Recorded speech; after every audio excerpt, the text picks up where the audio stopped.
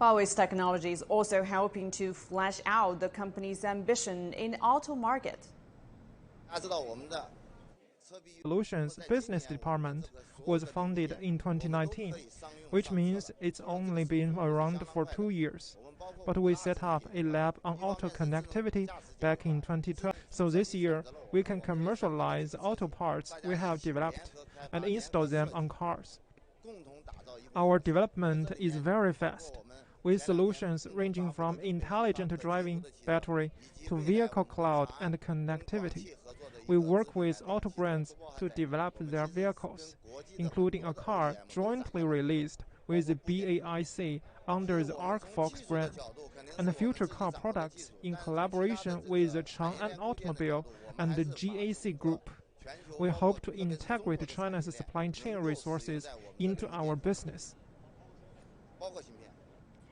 Besides Huawei, multiple leading players from various industries have also entered the car making and auto supplier industry. According to Chinese media Zhenmian, 9 companies here have announced their intention to join the car making competition.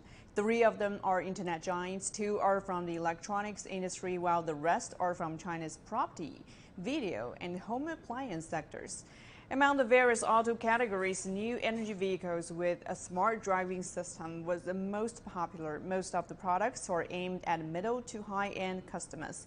Only Evergrande's NEVs include various price ranges. So far, Didi Chuxing has accomplished its goal of mass production, while Huawei, Evergrande, and Alibaba said their cars will enter production in 2022. And now for more insights on this, let's welcome Andy Mok, Senior Research Fellow at Center for China and Globalization. Good to see you, Andy. Help us understand how Huawei, as a latecomer to the industry, is going to compete with existing players in the market. Thanks for having me, Guanxing. Well, this really isn't as crazy as it may sound on the surface for 2 reasons. So as you say, Huawei, some of these other companies are indeed relative latecomers to the EV or the new energy vehicle market. But the first thing to note is that because this is a brand new industry, everyone is more or less starting from zero. So even the legacy auto manufacturers like the GMs, the Fords, the Daimlers that have been around for decades really are starting from scratch also in some important ways. So this negates the advantage that these traditional incumbents in the auto industry have. The second is that this idea that software is eating the world, meaning that more and more of everything around us is really determined by software. And if we look at a company like Huawei, that is really a pure technology company that, by the way, has mastered global logistics and global distribution, that in fact a company like Huawei brings some important strengths to the table. So heavy investment in technology R&D, the ability to create the full suite of software from an operating system to consumer-facing apps, and global distribution, and a trusted brand around the world. So there are other companies like this as well that are not in the auto industry that I think have at least a credible chance.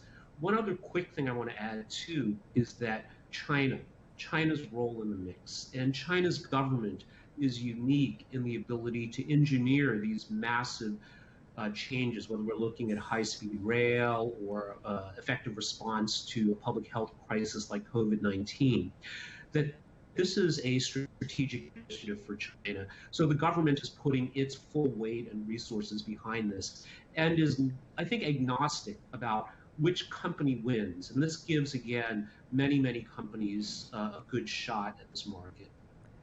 But since the industry is getting ever more crowded, in your opinion, will companies with no history of making cars, such as Huawei, Xiaomi, DJI, or even Evergrande property developers, stand a good chance of winning?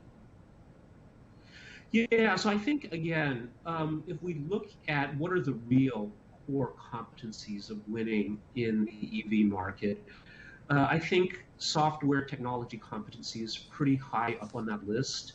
So a company like Huawei is very well positioned.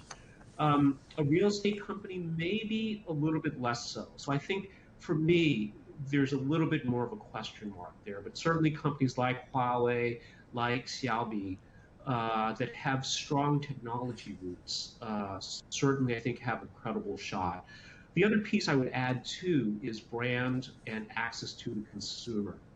And here I think a company again like a Huawei that has national distribution in China and global distribution as well, again, is credible. And you're right, this is an intensely competitive and crowded field. Who ultimately will win, or who the small handful of winners will be, I think remain to be seen. And Annie, give us a sense of what the future of the auto industry will be like. It seems the car in the future will be a combination of software you mentioned and hardware and the internet and covering functions from, transportation, entertainment, all in one. What's the defining feature? Well, that's a great question, Guan-Xing. I think there are two macro trends to keep aware of. One is the end of the internal combustion engine. So we're moving towards a new energy vehicle world, whether these are private automobiles, fleets, light vehicles, or commercial fleets as well. We're talking about buses, we're talking about trucks here as well, that this is the future. The other macro trend is driverless cars. And again, we are well on that path here, but it's not that hard to see an endpoint where all vehicles on the road will be powered by electricity or some other renewable form of energy and will be driverless. So this really will be revolutionary, not just for the automobile industry and the adjacent suppliers, gas stations, et cetera, will all be affected. But this will also have a very profound impact on the urban landscape. Think about all the space that's devoted to parking, parking garages, parking on the street, that this could dramatically change the urban landscape as well. So the implications are profound. And I think for most experts following this, the question is just how quickly will this future arrive? Well, revolutionary indeed. Thanks for your insights, Andy Mark, Senior Research Fellow at the Center for China and Globalization. Well, a global chip shortage is forcing many companies to rethink their operations. In Japan, car makers are halting production at several plants due to a lack of parts. Some are now looking to change their whole approach to manufacturing. And Phoebe Amoroso reports from Tokyo. Tokyo-headquartered Corestaff is one of Japan's largest distributors of electronic components, specializing in the import and export of semiconductors. The global shortage has seen customers rush to buy up stock. Corestaff sales have jumped 70% compared to last year.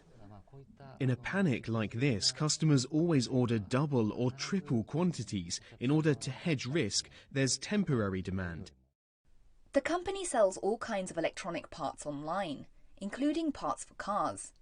From October last year, they began to notice supplies took a lot longer to be delivered.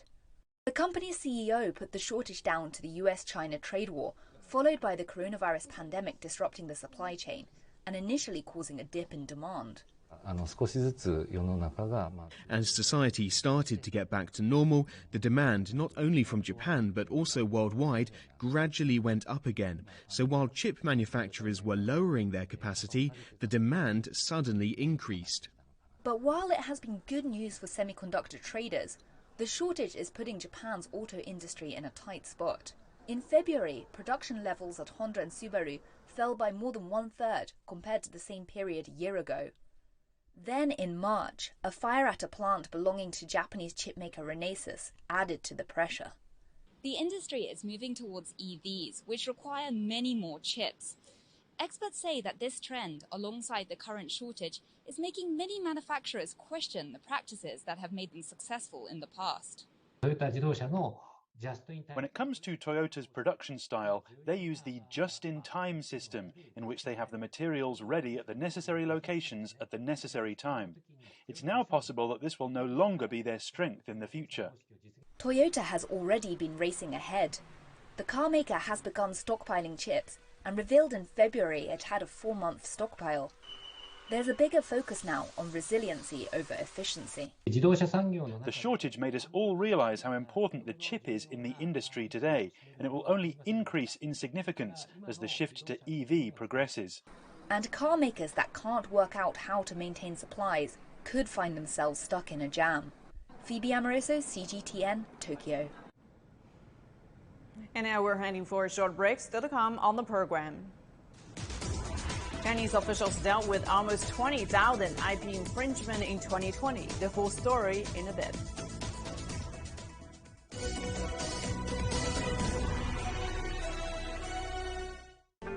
Prevention is the best kind of medicine, and health checkup services are rapidly gaining popularity in China as a result. More and more people, you'll see the adoption rate is accelerating.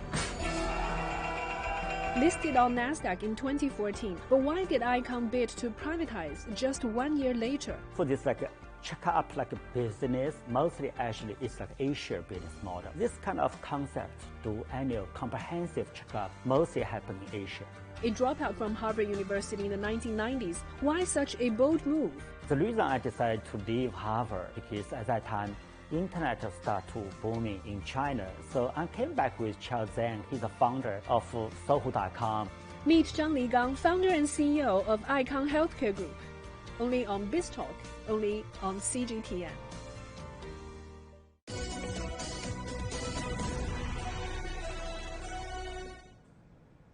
Chinese authorities say they dealt with nearly 20,000 cases of intellectual property infringement last year. The head of a national task force to protect trademarks and stop counterfeits was speaking to the media about China's efforts to create a business-friendly environment. She said nearly 3,000 websites were shut down during probes into copyright infringement on online shopping platforms and social media. Some 40,000 cases of trademark infringement were dealt with. And China has retained the crown as the leading country in filing international PCT applications in 2020.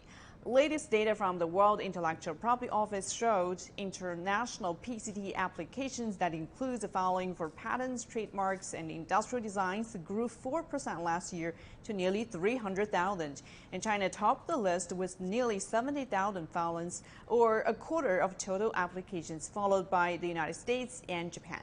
The organization also pointed out China was the only country to record double-digit growth in 2020. Chinese companies and universities have excelled in PCT filings, with tech company Huawei being the top filer for the 4th consecutive year.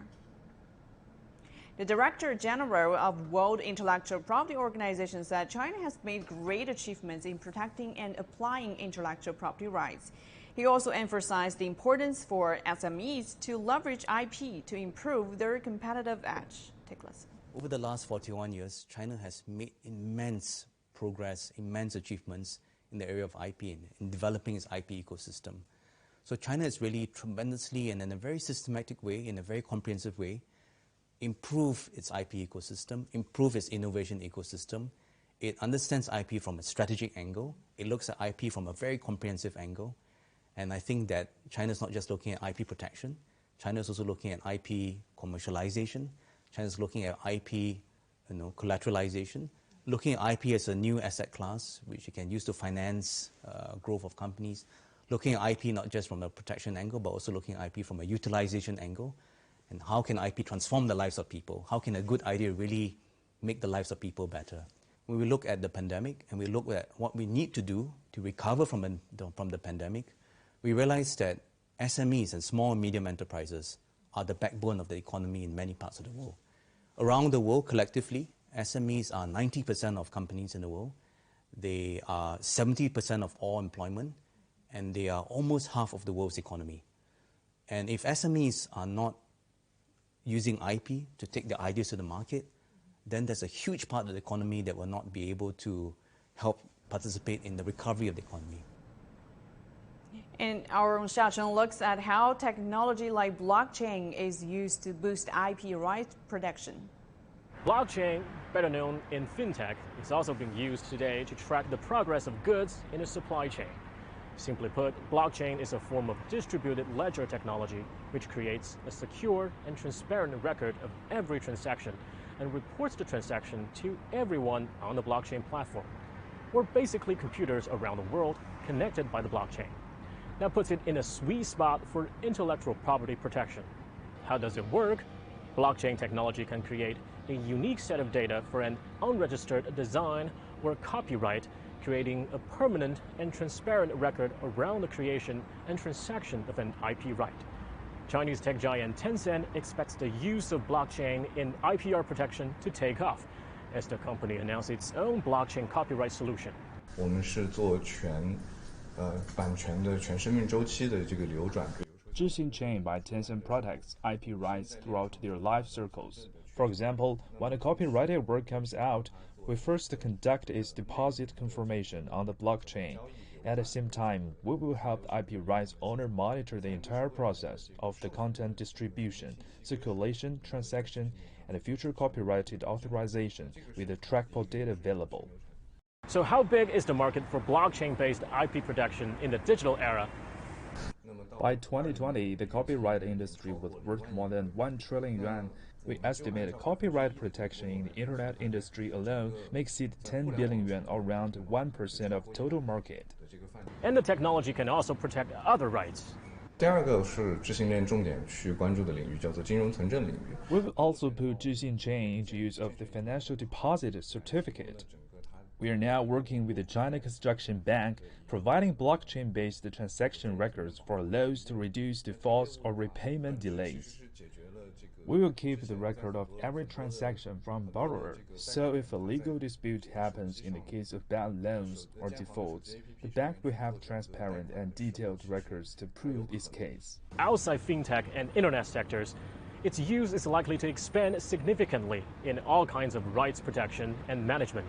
So there would be a need to have a widely agreed and internationally supported set of standards to make sure your rights would be protected no matter where you are in the world.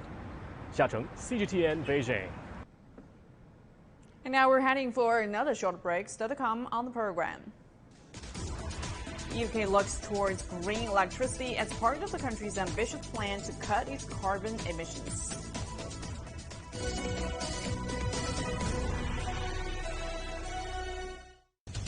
Covering the world from 4 continents. A new horizon. Teams in Beijing, Washington, D.C., Nairobi, and London, who connect, interact, and inquire to bring you the stories that matter to all. The Link, only on CGTN.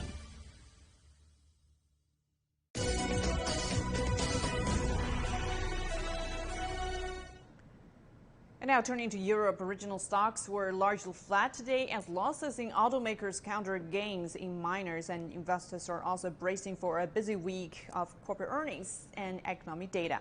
And for more, Matt Goodrich joins us live from London. Hi there, Mike. Good to see you. So tell us where we are seeing the moves today and what are investors looking out for this week specifically?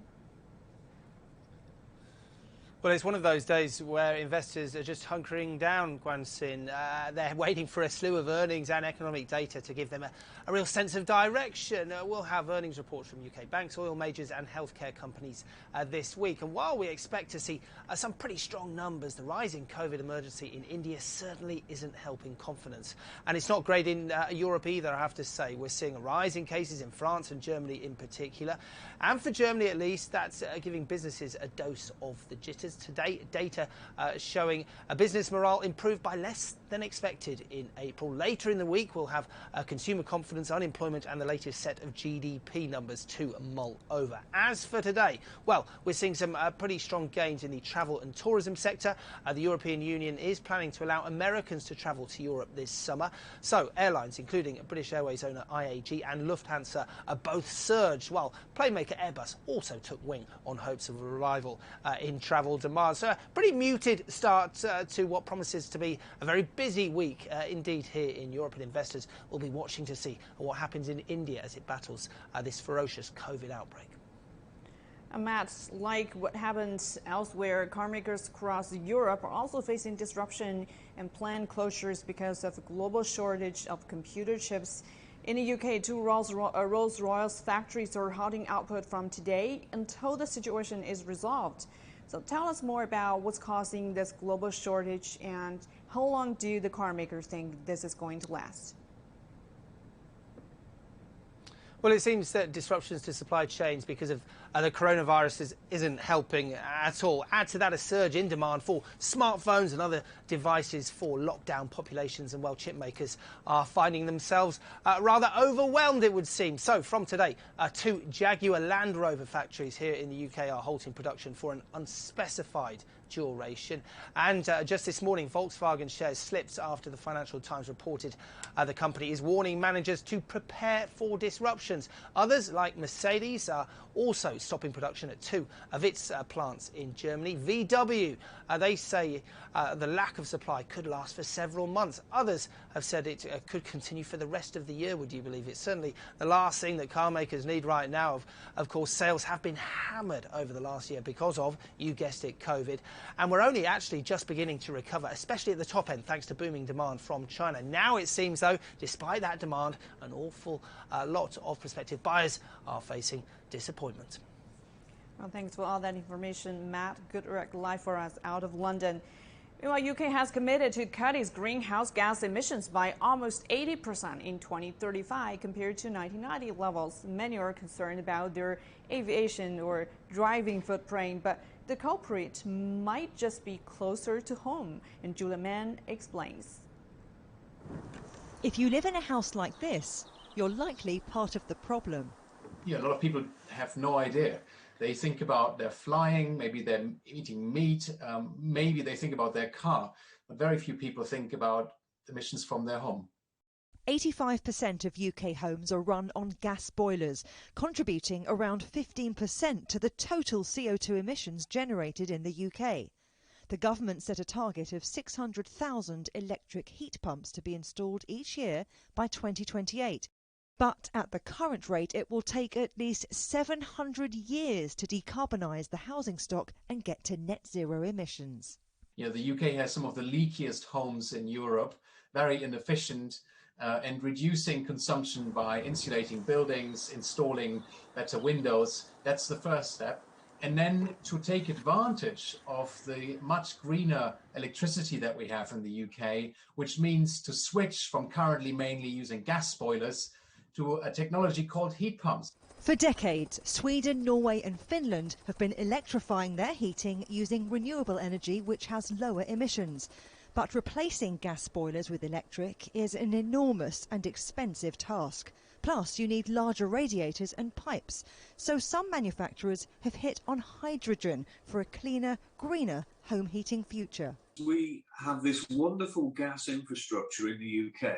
There's about 150,000 miles of gas pipework zigzagging its way under the roads and the cul-de-sacs of the country. So for existing homes, to remove the existing boiler and fit a hydrogen boiler instead, that's no disruption for the homeowner. And from a price perspective, the cost, we believe, of a hydrogen boiler when selling on the same scale that natural gas boilers do will be more or less the same.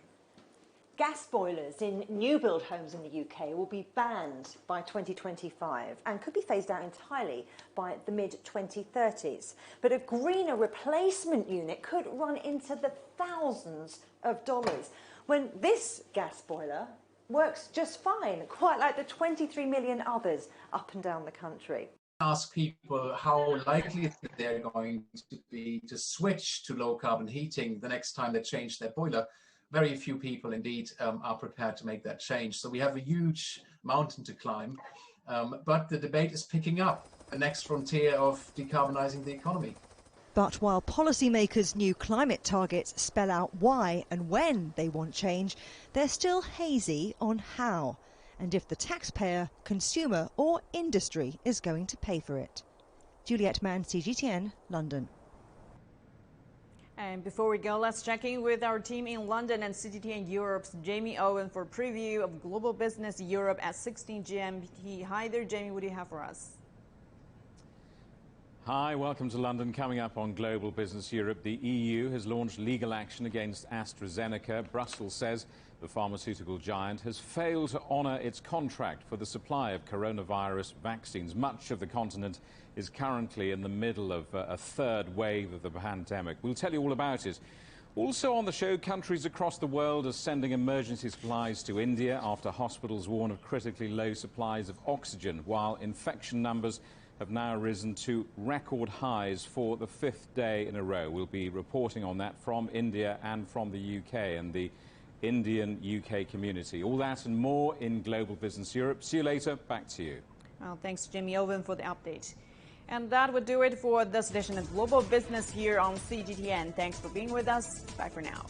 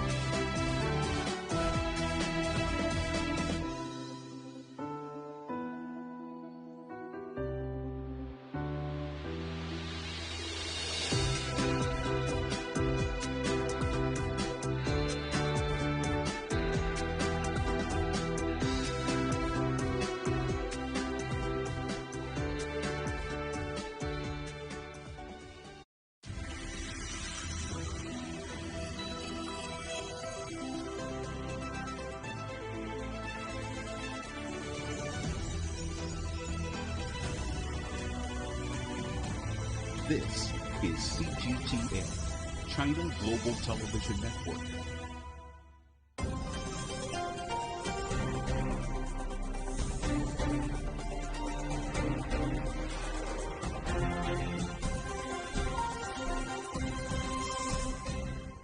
As more international delegations and officials take trips to Xinjiang to see the region for themselves, it's becoming clearer that many Western politicians and media have deliberately overlooked the economic, social and cultural rights Chinese ethnic minorities enjoy in the region.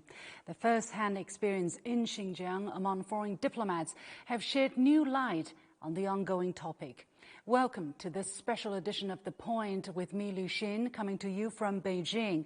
I have 3 diplomats to talk about the Xinjiang they know and what's been missing in many Western media reports. I'm honored to be joined by Moin-ul Haq, Pakistani ambassador to China since 2020, Fariz Mehdawi, Palestinian ambassador to China since 2016, and Dr. Imad Mustafa, Syrian ambassador to China since 2012. Ambassadors, thank you so much and welcome to The Point. Thank you. Thank you. Ambassador Haq, I know you just came back from a trip to Xinjiang, so memories must be very fresh. Tell us a bit about this trip. How long did you go? Where did you go? Thank you, Liu Xin, for having us on The Point. Yes, I visited with among other diplomatic colleagues at the end of the March, about 4 or 5 days. It was a memorable trip. It was an experience of lifetime. We visited the cities of Urumqi, Kashgar, and Aksu. We visited many development projects, visited many institutions, met local people, visited religious places.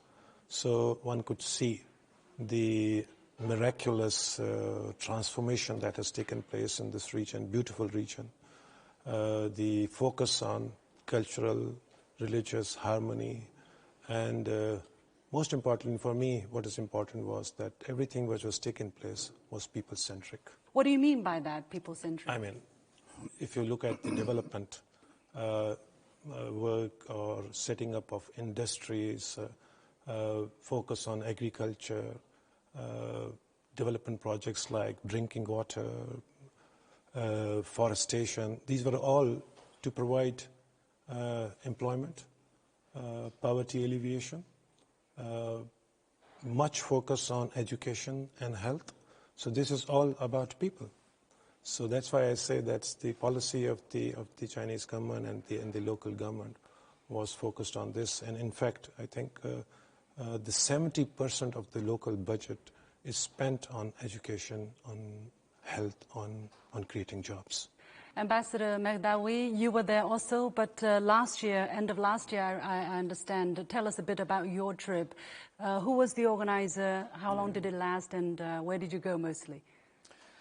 Well, you see, we had been invited as a group of the Arab ambassadors, so most of us had gone. I think we were 19 together. It was around 1 week, but we traveled 3 places, and it was well organized by the Ministry of Foreign Affairs, actually.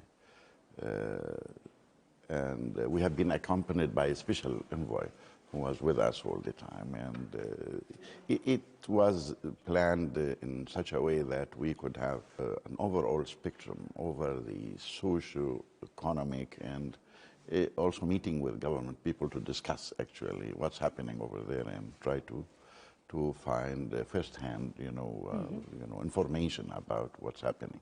It was quite enriching for me as information in particular, because I visited the region 4 years ago during 2016 while I was flying to Azerbaijan. I was stopping over Urumqi, and there I had some idea. And I can tell you what happened in the last 4 years in comparison to what I had seen.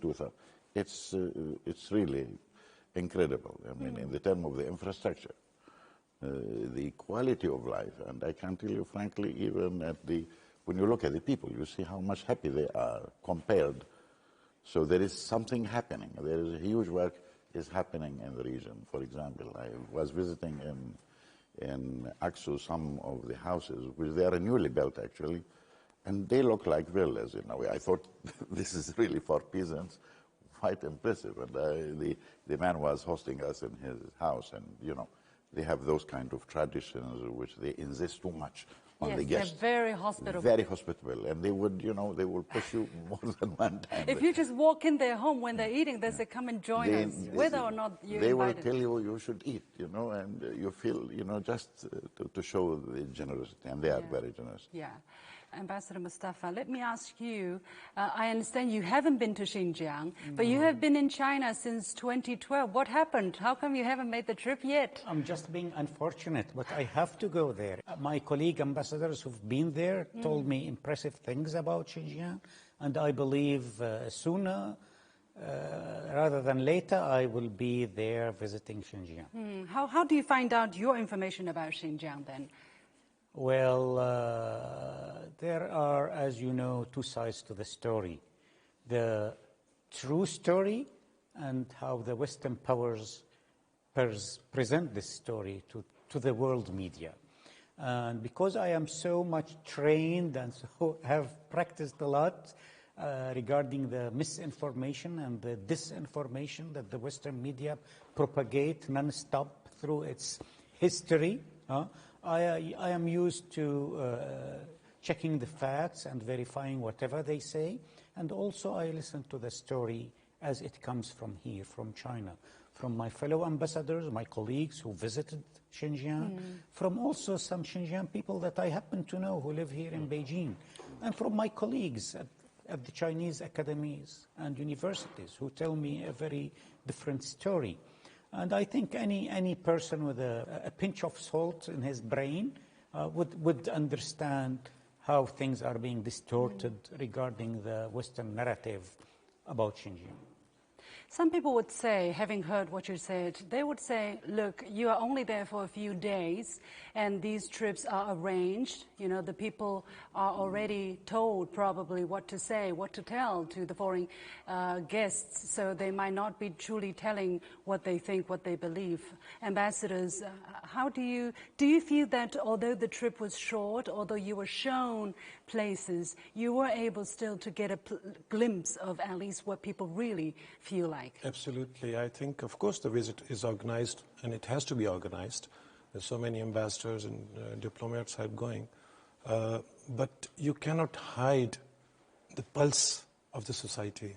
You cannot hide the happiness and the contentment of the people. Likewise, if people are not happy, you can observe that, and we saw that vitality and vibrancy of the people and of the cities while visiting there, even going on buses, on tours also. It was really evident. And that's the special thing about Xinjiang, as I would say that it's a normal region. People are living like normal lives. They have families, they are sending their children to schools, they have jobs. Hustle bustle in the streets, tourists are there, shops are filled with products, restaurants are filled. A very normal region.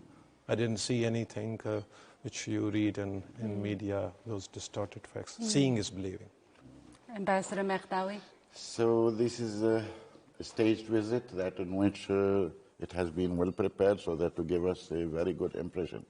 This is what they say. Some people would say that. Well, I mean, one could take this. How about us? I mean, we don't have any experience to find out. I mean, we have been maneuvered to the extent that we look really so much naive that we can take and buy anything, or we are part from the conspiracy that we testify something against what we had seen. I think this is really not respectful, this kind of opinion, talking about, let them come and see, by the way. Why they don't come and check by themselves? I was asking this question to the local authorities, and they said, anybody's welcome. Actually, the OIC had sent many delegations, and most of the journalists here, they are very well invited, like yourself. You have been there and you have checked the place. I mean, is there something to hide here? And why China has to hide anyway? It's very open, country. There is nothing. We've been checking in the mosque during night, any mosque of our choice, and it had been well attended. I talked to the imam, who is the son of a previous imam, and we were watching the people who were praying with us, and we were praying at the same time. Is this also well staged in advance or what? I mean, this needs really very creative mind to think this way along conspiracy. There is no conspiracy here. There is facts here. The fact of the matter is China is rising and developing everywhere, including Xinjiang. Some people are not happy about that. They would like to stop the rise of China by any means. There is something also, it seems to be ideological about it, because the liberal democracy system is the best one which can fit for all. Any other system seems to be not good. So if a socialism with Chinese crust is working, it's not very good news, because it seems the other system is failing. So I think I can tell very safely for people who suggest those. There is geopolitics, of course, in that. There is also some sort of envy. There is also a challenge about which model is working better. And we had seen this year, even with the COVID-19, who had done better in the exam. It's not only about living in Xinjiang or anywhere, overall China.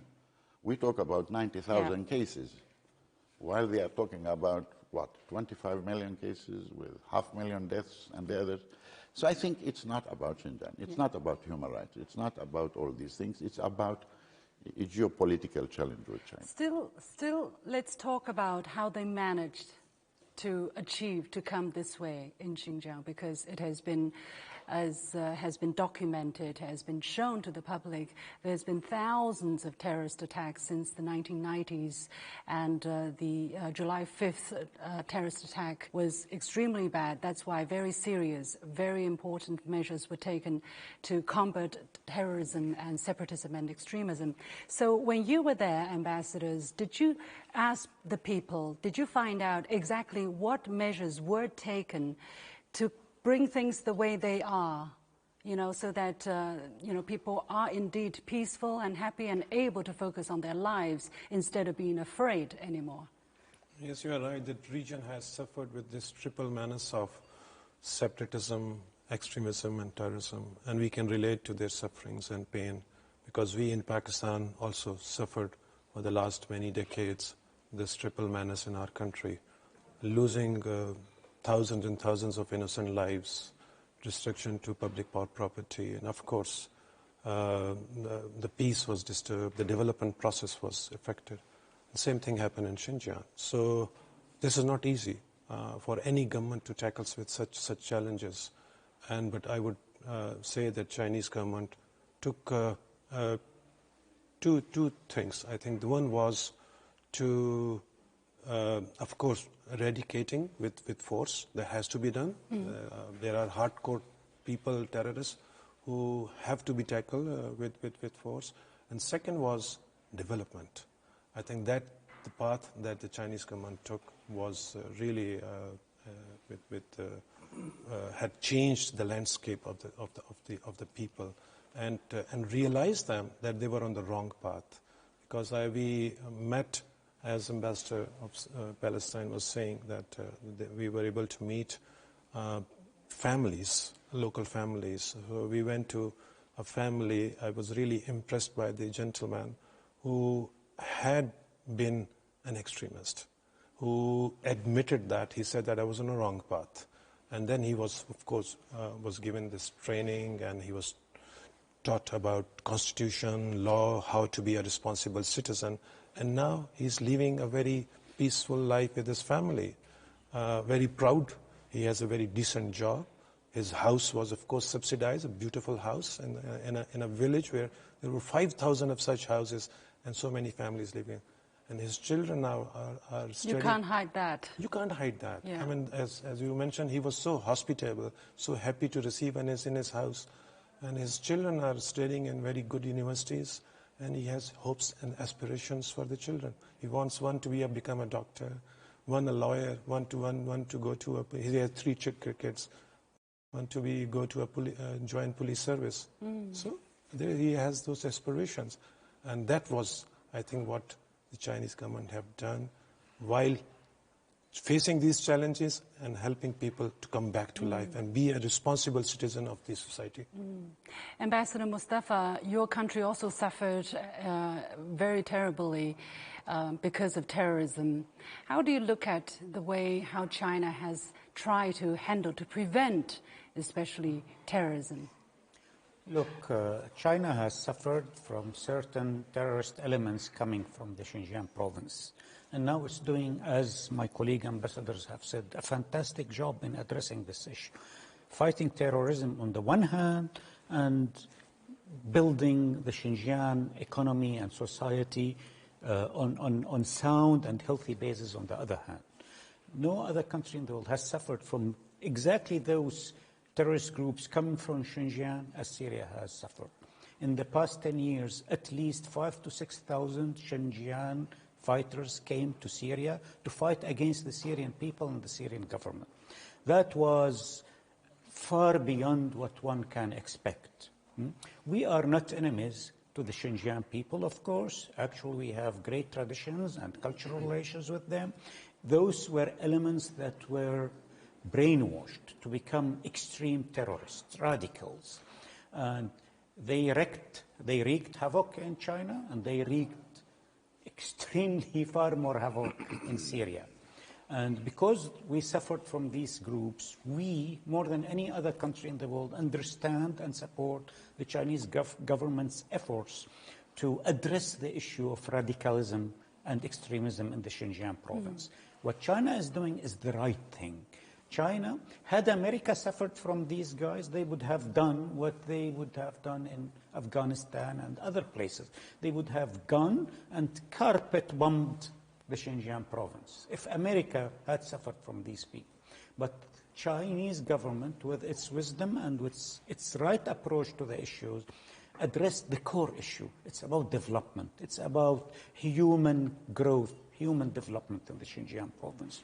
What China is doing in the Xinjiang province is 180 degrees in contrast to what America might have done if America had suffered from those groups. We have seen the reaction of America in Afghanistan, and we have even seen the fabrications and lies and myth of America towards Iraq that they used as a pretext to invade and destroy Iraq.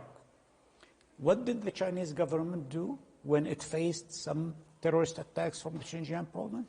It went to the core issues: how to develop the society and how to prevent the people there from falling prey to the propaganda of the radical extremism in the Xinjiang province. So kudos to China and to the approach that China has taken in addressing this extremely important issue. Well, China has still a lot of work to do because this is still a volatile situation, I would say. But 44 months, I was told, they haven't had any terrorist attacks. But in order to have long-term peace and security, still a lot has to be done.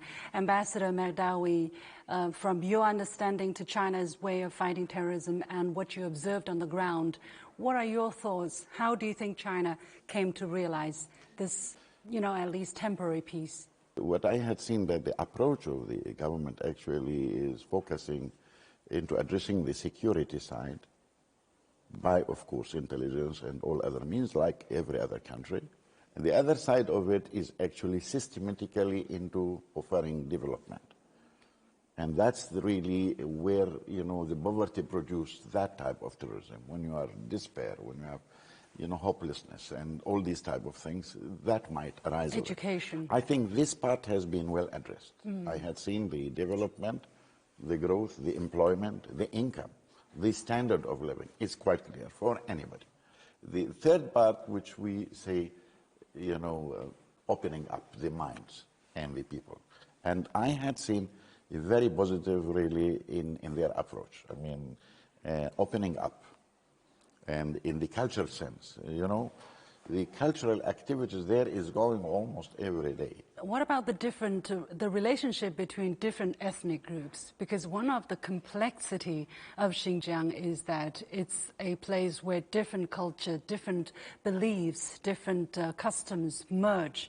And it has been an issue of, how to unite different ethnic groups. Where you were there, Ambassador Haq, for instance, did you pay attention to whether people from different ethnic groups were able to live side by side, and those from the ethnic minority groups were able to preserve their culture, their customs, and, coexist with their Han Chinese counterparts? Exactly. I think the one thing which struck me during my visit, and of course before going there, reading about the place, is diversity. Diversity of its landscapes and diversity of its people, and the harmony. You're very right. I think Xinjiang is a mosaic of 50 plus ethnic minorities which exist in China, and they all exist in Xinjiang also, in a very peaceful and harmonious manner. We saw that during our trip to various places. We went to the International Grand Bazaar, where all these different ethnic minorities have their cultural exhibits. They have restaurants. That hat, of course. That hat was that from the... That hat was there, that duff was there. Yeah. And the food... Take it if you want, Ambassador Merdawi. That's from the International Bazaar. International Bazaar. It has, fake braids. It's for women, of course. Yeah, so there is some for men, actually. We there bought two of them from the International Take a look Bazaar. if you want. Pick it up. Culture was like this hat. The culture is very diverse and colorful. Yeah, dances, music, language. And these are preserved. In fact, if I may mention you, during one of the presentation, we were told that there are more than 300 listing of local intangible cultural heritage. Yes. At the national level, there is more than 100. This attention to cultural heritage, which has been given to the province of Xinjiang, is very impressive. The mosques are really something. The mosque. Yeah, in Oramchi in particular, we were living in a hotel, and I can go to the veranda and check.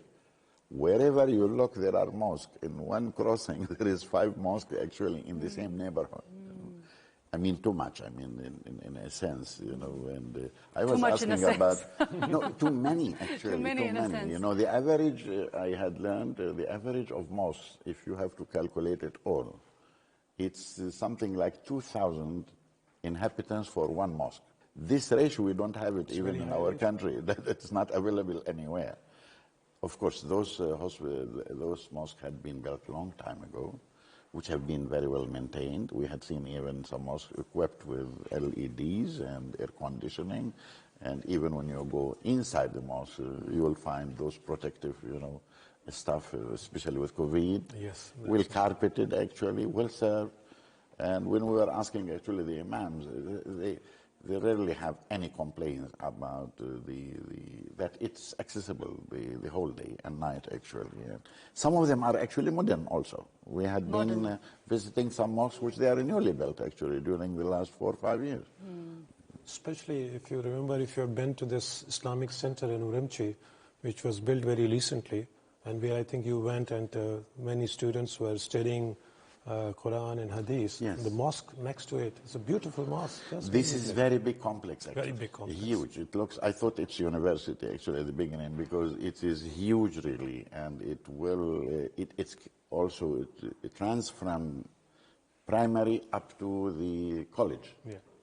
A religious learning institution. Yes, and by the way, since you were asking about the mosaic of the society, they are all actually coming from different ethnic groups. They are not all Uyghur.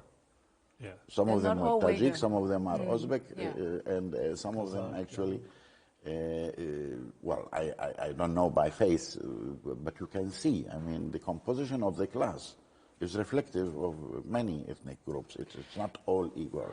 Yeah. Say, you know. This is also my impression after me personally. I visited Xinjiang. Actually, I just came back, but the contrast is so stark. I mean, if you read international media reports or Western media reports, it's completely different picture than if you hear our conversation or if you go there or if you read Chinese media. It's like two different places you're talking about. I wonder, Ambassador Mustafa, exactly what's going on. Let's look at the issues as they really are. The issues have nothing to do with Xinjiang. It has to do with the rabid media campaign in the West against China, demonizing China. China is bad. Whatever China does, it's bad. Whatever you try to tell them, look, it's not the case. Stop what you are saying about Xinjiang. Stop what you are saying about Hong Kong.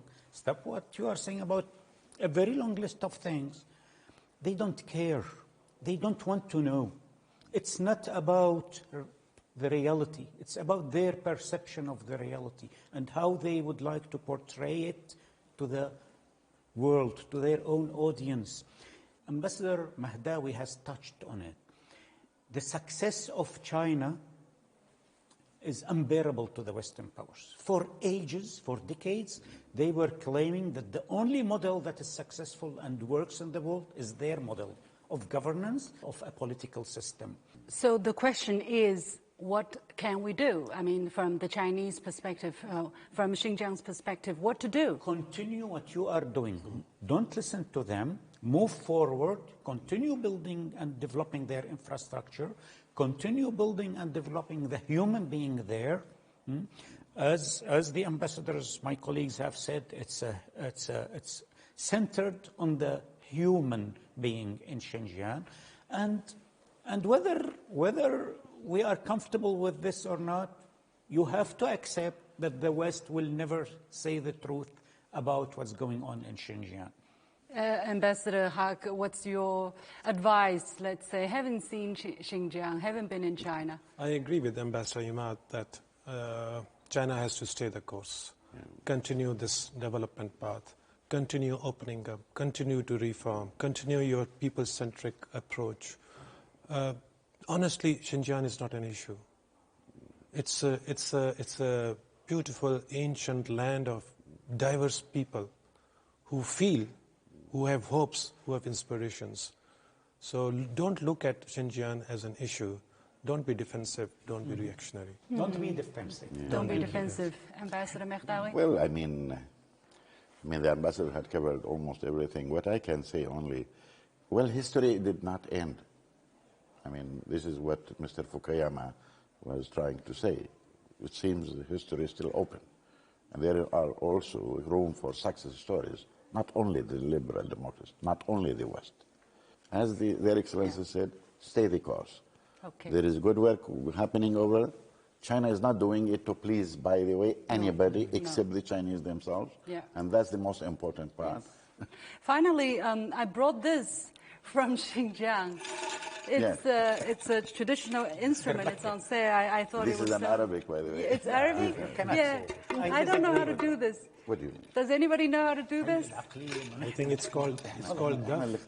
What you call it in Durbaki. Durbaki. Yeah, in Pakistan we call it duff. I think in Xinjiang it's also and duff also. This is made of leather, by the way. It is. This one. Do you know how to play it? Yeah. Well, I think His Excellency is much better than that. You know, He's a virtuoso on the... In Ramadan, we perform it for a wake-up for sahur. Sorry? There is drama during Ramadan. We do it after midnight to awake the people in neighborhood in sahur. They use this to wake them up in the old times. Something like that. In the old times. And then you have the interval, and he goes in the streets. He's a virtuoso on the duff. He's virtuoso? Would you like to do another number? Thank you. Well, this seems to be the right time as we are celebrating, as we are in some Ramadan, of you are yeah. observing Ramadan. Yeah. Anyway, it's been great conversation. Thank you so much, Ambassador Haq from Pakistan, Ambassador Mehdawi from Palestine, and Ambassador Mustafa from Syria. It was our pleasure, Adam. Thank you. Thank you. Thank you so much. With that, we come to the end of this special edition of The Point with me, Liu Xin, coming to you from Beijing. As always, you can join me on Facebook or Twitter using the handle Liu Xin in Beijing. Thanks for watching. You've got The Point.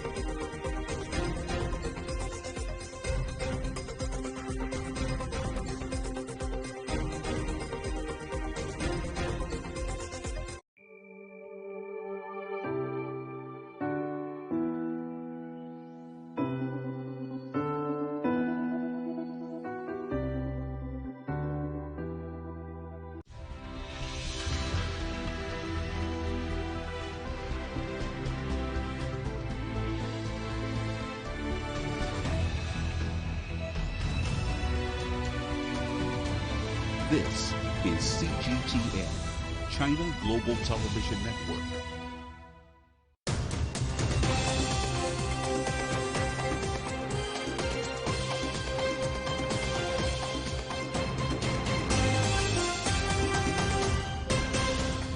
Hello there, you're watching The World Today. I'm Kasturi Manikam. Our top story this hour.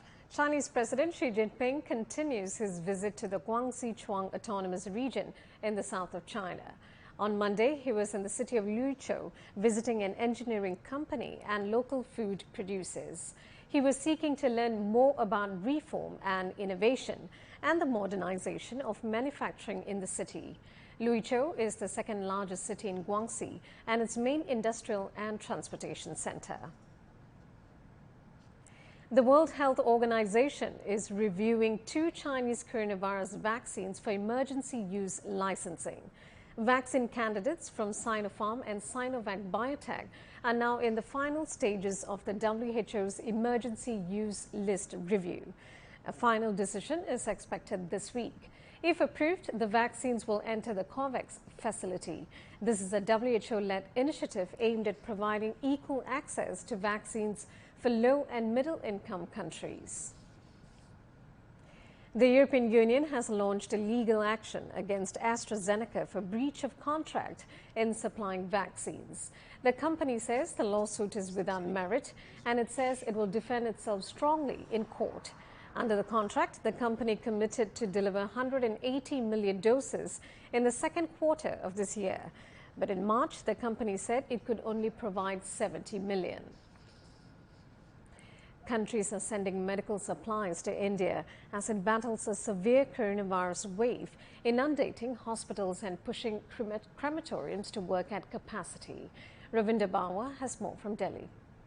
The government has pressed into action the Indian Air Force and railways in order to supply oxygen at a faster pace than what it was earlier. Of course, transportation has been one of the major issues. Lack of tankers to actually carry this medical oxygen from the oxygen plants to the hospitals has also been an issue. So these shortages are now being fulfilled by India seeking help from international countries. Lots of countries have come forward to offer their support. Singapore has already sent 4 cryogenic tankers and also some medical supplies. The UK will be sending it by tomorrow, the oxygen concentrators and the ventilators. So the countries around are trying to help. At the same time, the government has asked hospitals to make judicious use of oxygen, and the oxygen control rooms have been created so that up to date, the information is up to date in the sense how long is the oxygen lasting in that particular hospital, how it has to be filled, and there are green corridors which have been created to help the tankers move on the roads at a faster pace without any traffic. China says it has been closely following the situation in India and has vowed to send necessary aid. We are making it clear that we stand ready to help India fight its recent outbreak. Both sides have been communicating on the matter. If India puts forward specific needs, China is willing to provide support and assistance to the best of its ability. Chad's ruling military council has put former Prime Minister Albert Brahimi Padek in charge of the transitional government. Padek came second in the presidential election after late President Idris Deby. A military spokesperson says the government will continue attacking the rebels blamed for the assassination of Deby. Chad has asked for the arrest of the rebel leader suspected to be hiding in neighboring Niger. Wanja Mungai reports. The military council issued the statement on Sunday, in which they dismissed the rebels' request to hold negotiations for a ceasefire. The council spokesperson Azemba Mandoa Aguna has said the time is not for mediation nor for negotiation with outlaws.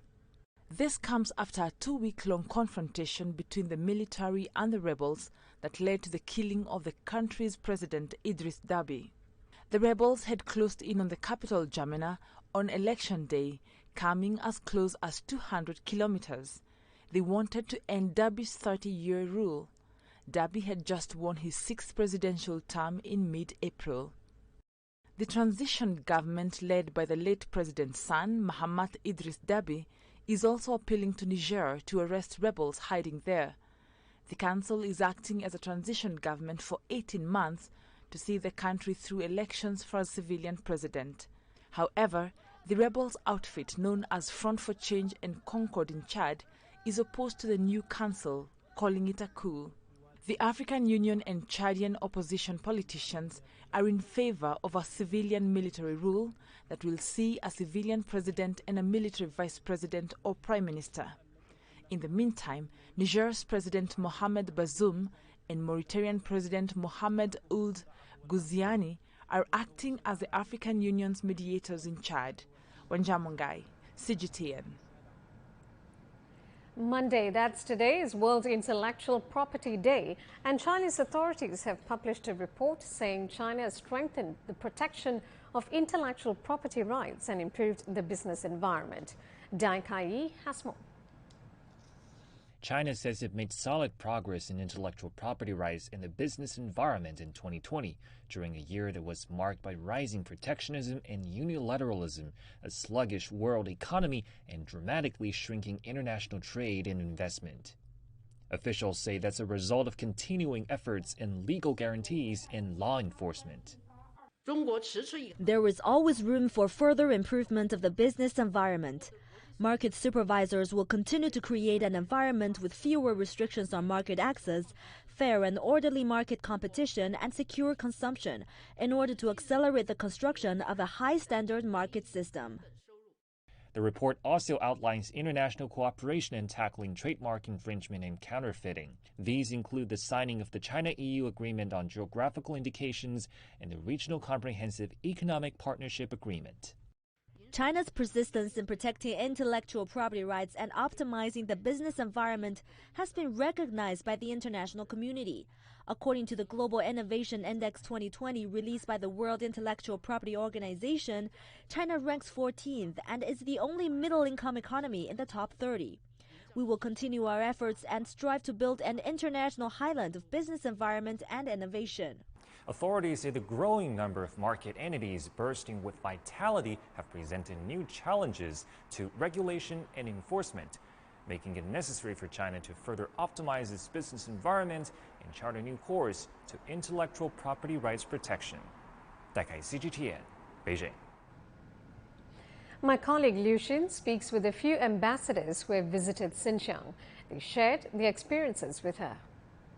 Some people would say, having heard what you said, they would say, look, you are only there for a few days and these trips are arranged. You know, the people are already told probably what to say, what to tell to the foreign guests, so they might not be truly telling what they think, what they believe. Ambassadors, how do you feel that although the trip was short, although you were shown places, you were able still to get a glimpse of at least what people really feel like? Absolutely. I think, of course, the visit is organized, and it has to be organized.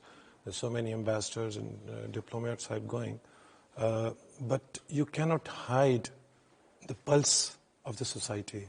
You cannot hide the happiness and the contentment of the people. Likewise, if people are not happy, you can observe that, and we saw that vitality and vibrancy of the people and of the cities while visiting there, even going on buses, on tours also. It was really evident.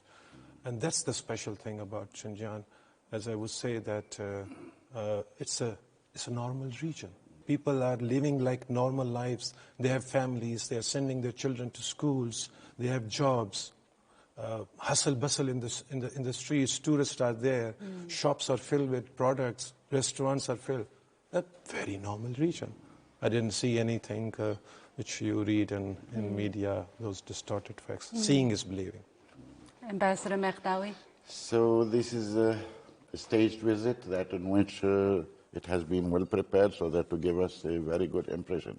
This is what they say. Some people would say that. Well, I mean, one could take this. How about us? I mean, we don't have any experience to find out. I mean, we have been maneuvered to the extent that we look really so much naive that we can take and buy anything, or we are part from the conspiracy that we testify something against what we had seen. I think this is really not respectful, this kind of opinion, talking about, let them come and see, by the way. Why they don't come and check by themselves? I was asking this question to the local authorities, and she said, anybody's welcome. Actually, the OIC had sent many delegations, and most of the journalists here, they are very well invited, like yourself. You have been there and you have checked the place. I mean, is there something to hide here? And why China has to hide anyway? It's very open, country. There is nothing. We've been checking in the mosque during night, any mosque of our choice, and it had been well attended. I talked to the imam, who is the son of a previous imam. And we were watching the people who were praying with us, and we were praying at the same time. Is this also well staged in advance or what? I mean, this needs really very creative mind to think this way along conspiracy. There is no conspiracy here. There is facts here. The fact of the matter is China is rising and developing everywhere, including Xinjiang. Some people are not happy about that. They would like to stop the rise of China by any means. There is something also, it seems to be ideological about it, because the liberal democracy system is the best one which can fit for all. Any other system seems to be not good. So if a socialism with Chinese character is working, it's not very good news, because it seems the other system is failing. So I think I can tell very safely for people who suggest those. There is geopolitics, of course, in that. There is also some sort of envy. There is also a challenge about which model is working better. And we had seen this year even with the COVID-19, who had done better in the exam. It's not only about living in Xinjiang or anywhere, overall China. We talk about 90,000 cases. while they are talking about, 25 million cases with 500,000 deaths and the others. So I think it's not about Xinjiang. It's not about human rights. It's not about all these things. It's about a geopolitical challenge. Thanks for watching. I'll see you on the link at the top of the hour.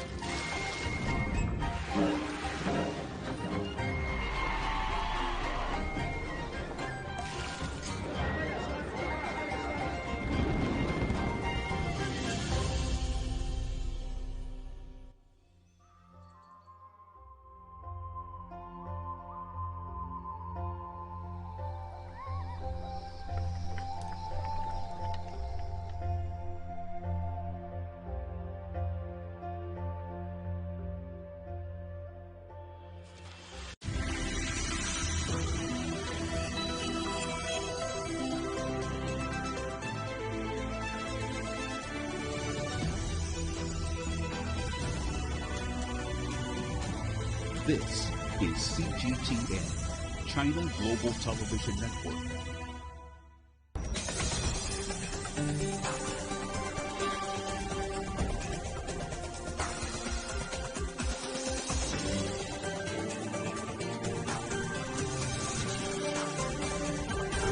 On today's World Insight, Space Day kicks off in China with a station mission to the Moon, Mars, and beyond.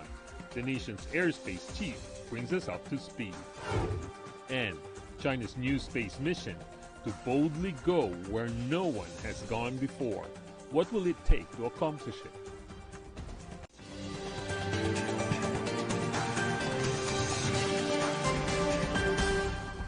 Here is our host, Tian Wei. Hello and welcome to World Insight, our special program today, Journey to Deep Space. I'm Tian Wei. China celebrated the country's Space Day on Saturday, the theme being Voyaging into Space. At the opening ceremony, the country unveiled the name of the country's first Mars rover, Zhurong, the same as that of a fire god in Chinese philosophy. Meanwhile, the China National Space Administration and its Russian counterpart issued a joint declaration on cooperation in the creation of the International Lunar Research Station, with the two sides emphasizing the facility is open to all international partners interested in cooperation. As we look up to the skies, Chinese space engineers are working around the clock to explore the universe.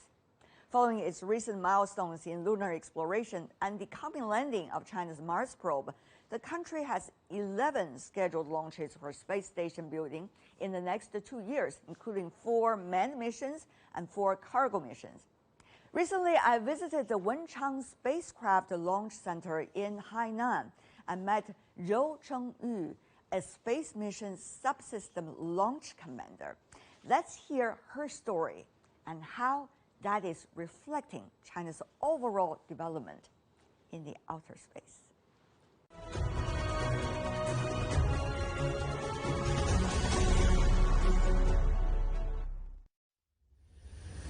Big sister Zhou Chengyu is the youngest commander at the Wenchang Spacecraft Launch Site in Hainan. 110-280报告，加排连接器脱落好。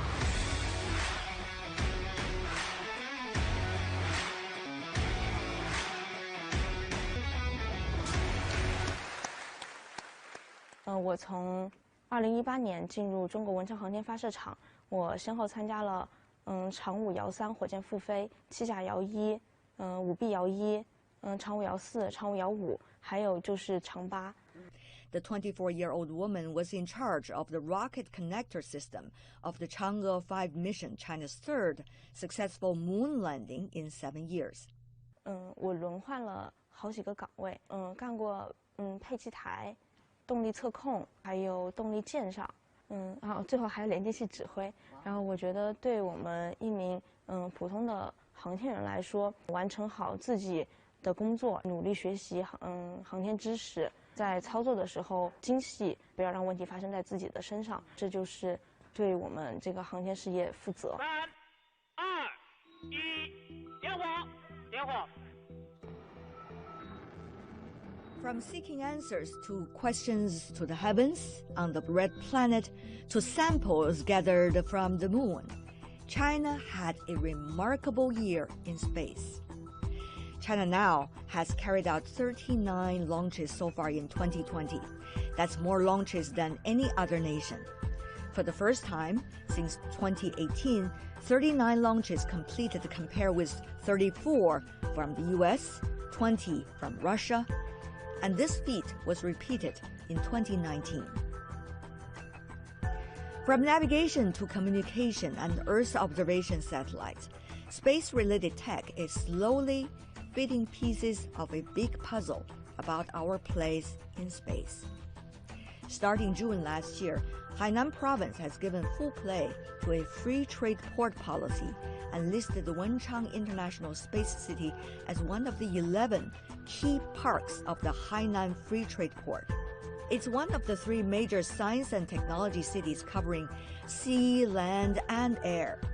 Wenchang International Space City is seen as a busy hub for growing deep space industries. During my visit, the Wenchang Spacecraft Launch Site just successfully launched the Long March 8 rocket. 这非常重要啊！咱们昨天真的挺棒，一切顺利哈。2-3分钟嘛，最后2-3分钟脱落，反正脱落得很漂亮。很漂亮。对。这就是装卸呢哈。对，然后是撤场。拆装，撤场完了以后，把咱们那个产品啊重新组装起来，然后回去返修。一天精细活。怎么来的怎么回去。哎，说得好。As China's 4th and southernmost spacecraft launch site, Wenchang was especially selected for its low latitude, which is only 19 degrees north of the equator. The location gives the launch vehicle a performance boost gained from the Earth's rotational speed. The coastal location of the launch complex allows much larger rocket booster segments to be transported from factories. Launches are carried out in a southeast direction into the South Pacific, avoiding the possibility of rocket debris falling into any populated area. In 2021, China will start building its own space station, a big dream and tall order for its makers. On our way back from the launch tower, Chengyu shared with me a song from her favorite singer. Under the moonlight, I must keep chasing. There's always a voice saying, don't stop. 主任您好，小林是洗净年月佛的魔 Yes. 熄灭我吞下的烟火。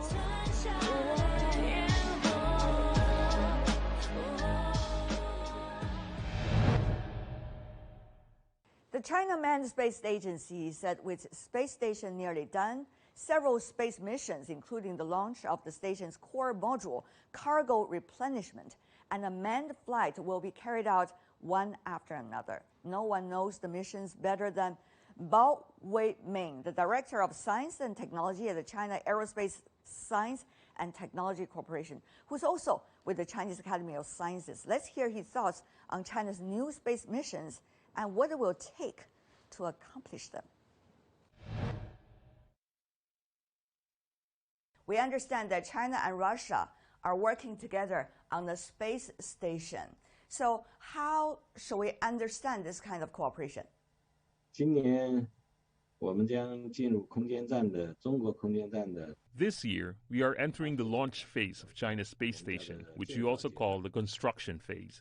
We will launch the core module next month. Then the first group of crew members will enter the Space Core module in June. 我们的航天员第一组乘组将进入空间核心舱。 So from now until a month from now, as you just said, what is likely to be your major task? 未来我们马上就要转移，开完两会，我们的工作重点就转移到航天的发射上。 After this year's 2 sessions, our focus will be on the program launch.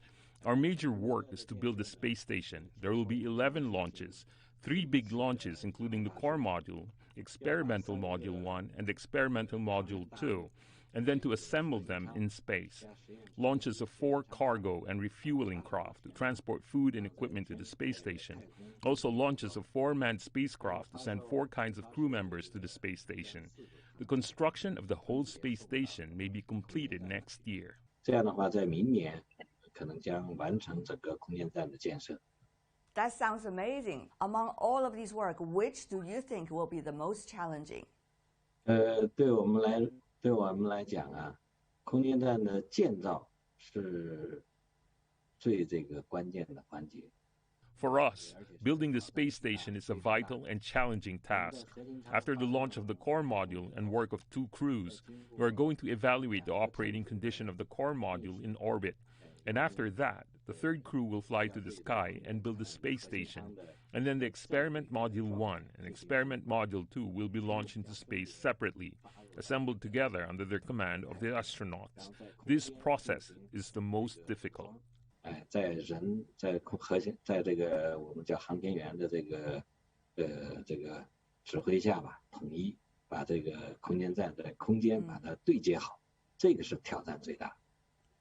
So, Mr. Bao, I understand when China brings back the soil of the moon, we have been hearing intentions to cooperate from the U.S. side on that.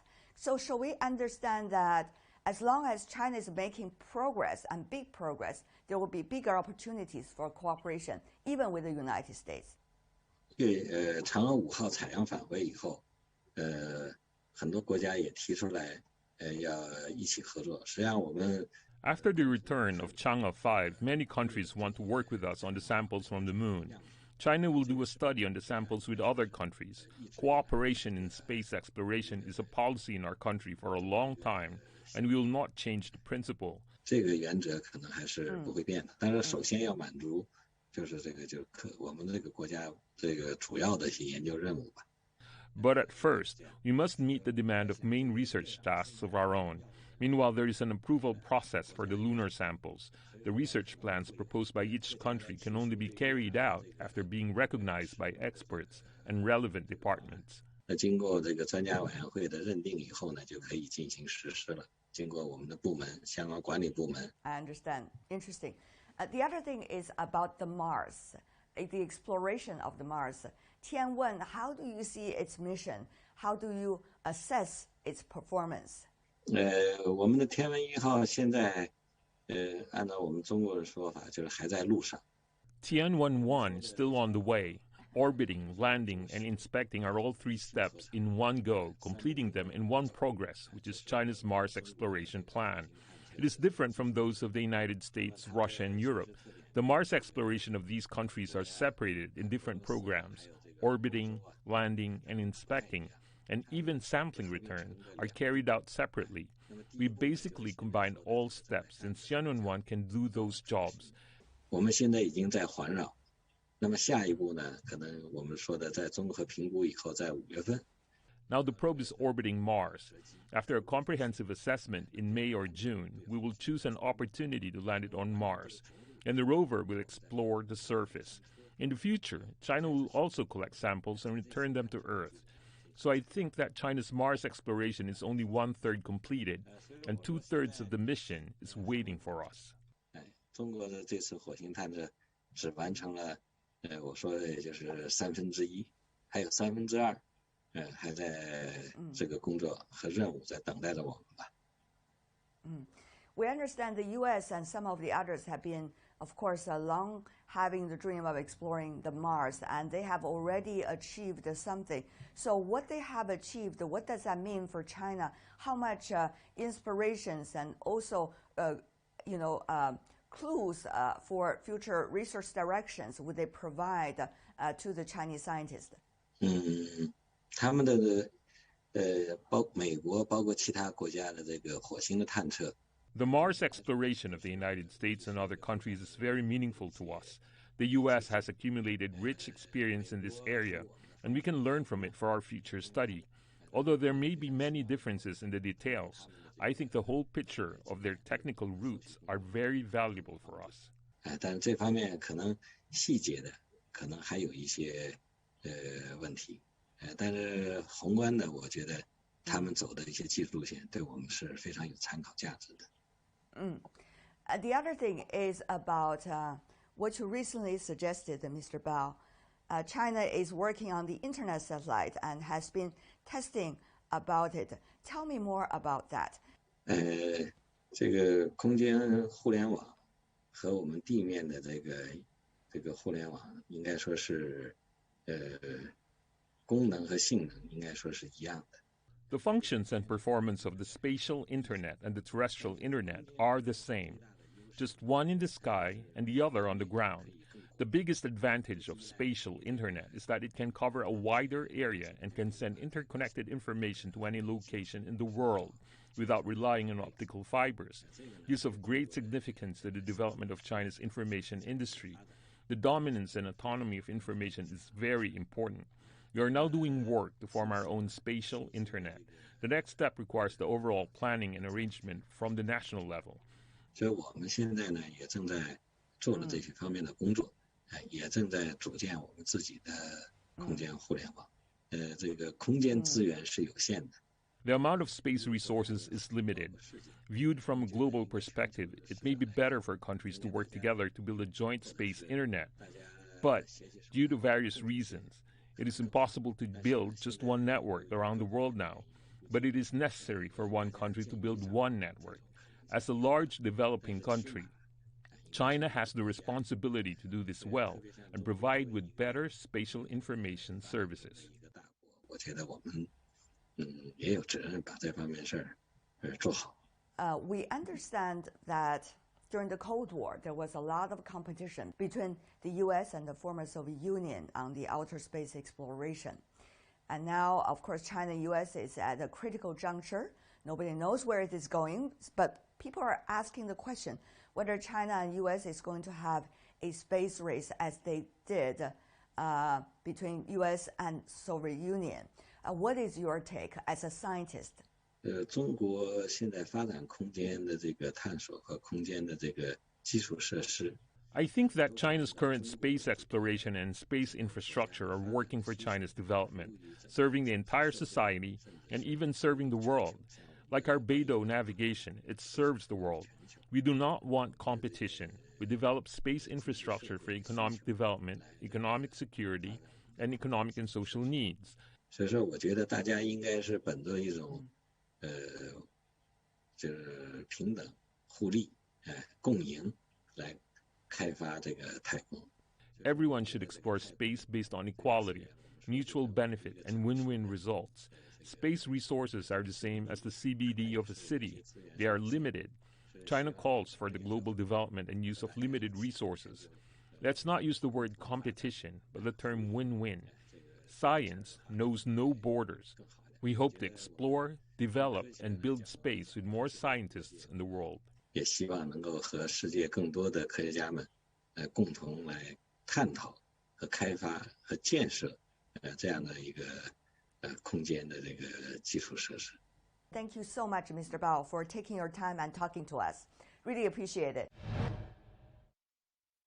You're watching a World Insight special, Journey to Deep Space. Coming up, China's new missions, trying to go boldly to where it has never gone before. What will it take to accomplish it? We'll be back with that. The world is changing fast, taking all our lives with it. But we can change it too, by seeking answers to problems through discussions and debates. On World Insight, I ask direct questions to real people in the know, seek genuine answers, but respect diverse perspectives. Our live global debates tackle the most critical issues head-on. World Insight with Tian Wei go beyond the headlines.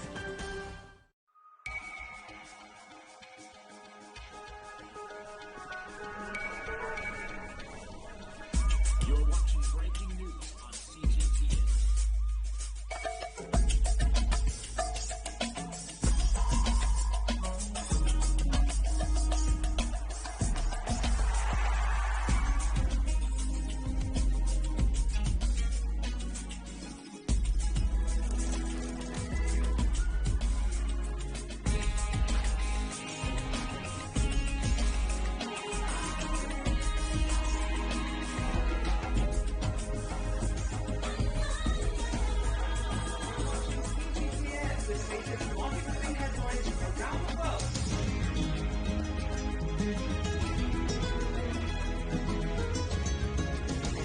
Welcome to the world today on CGTN.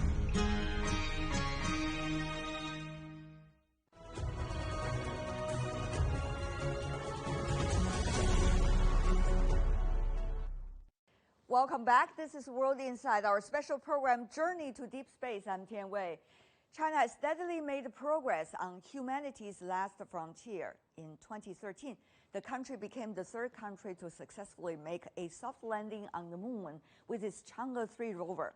6 years later, in 2019, Chang'e's fourth landing on the dark side of the moon is a milestone in exploring our nearest celestial neighbor up close. Last year, Chang'e 5 returned to Earth with more than 1,000 grams of lunar soil, making China only the third country to ever do that.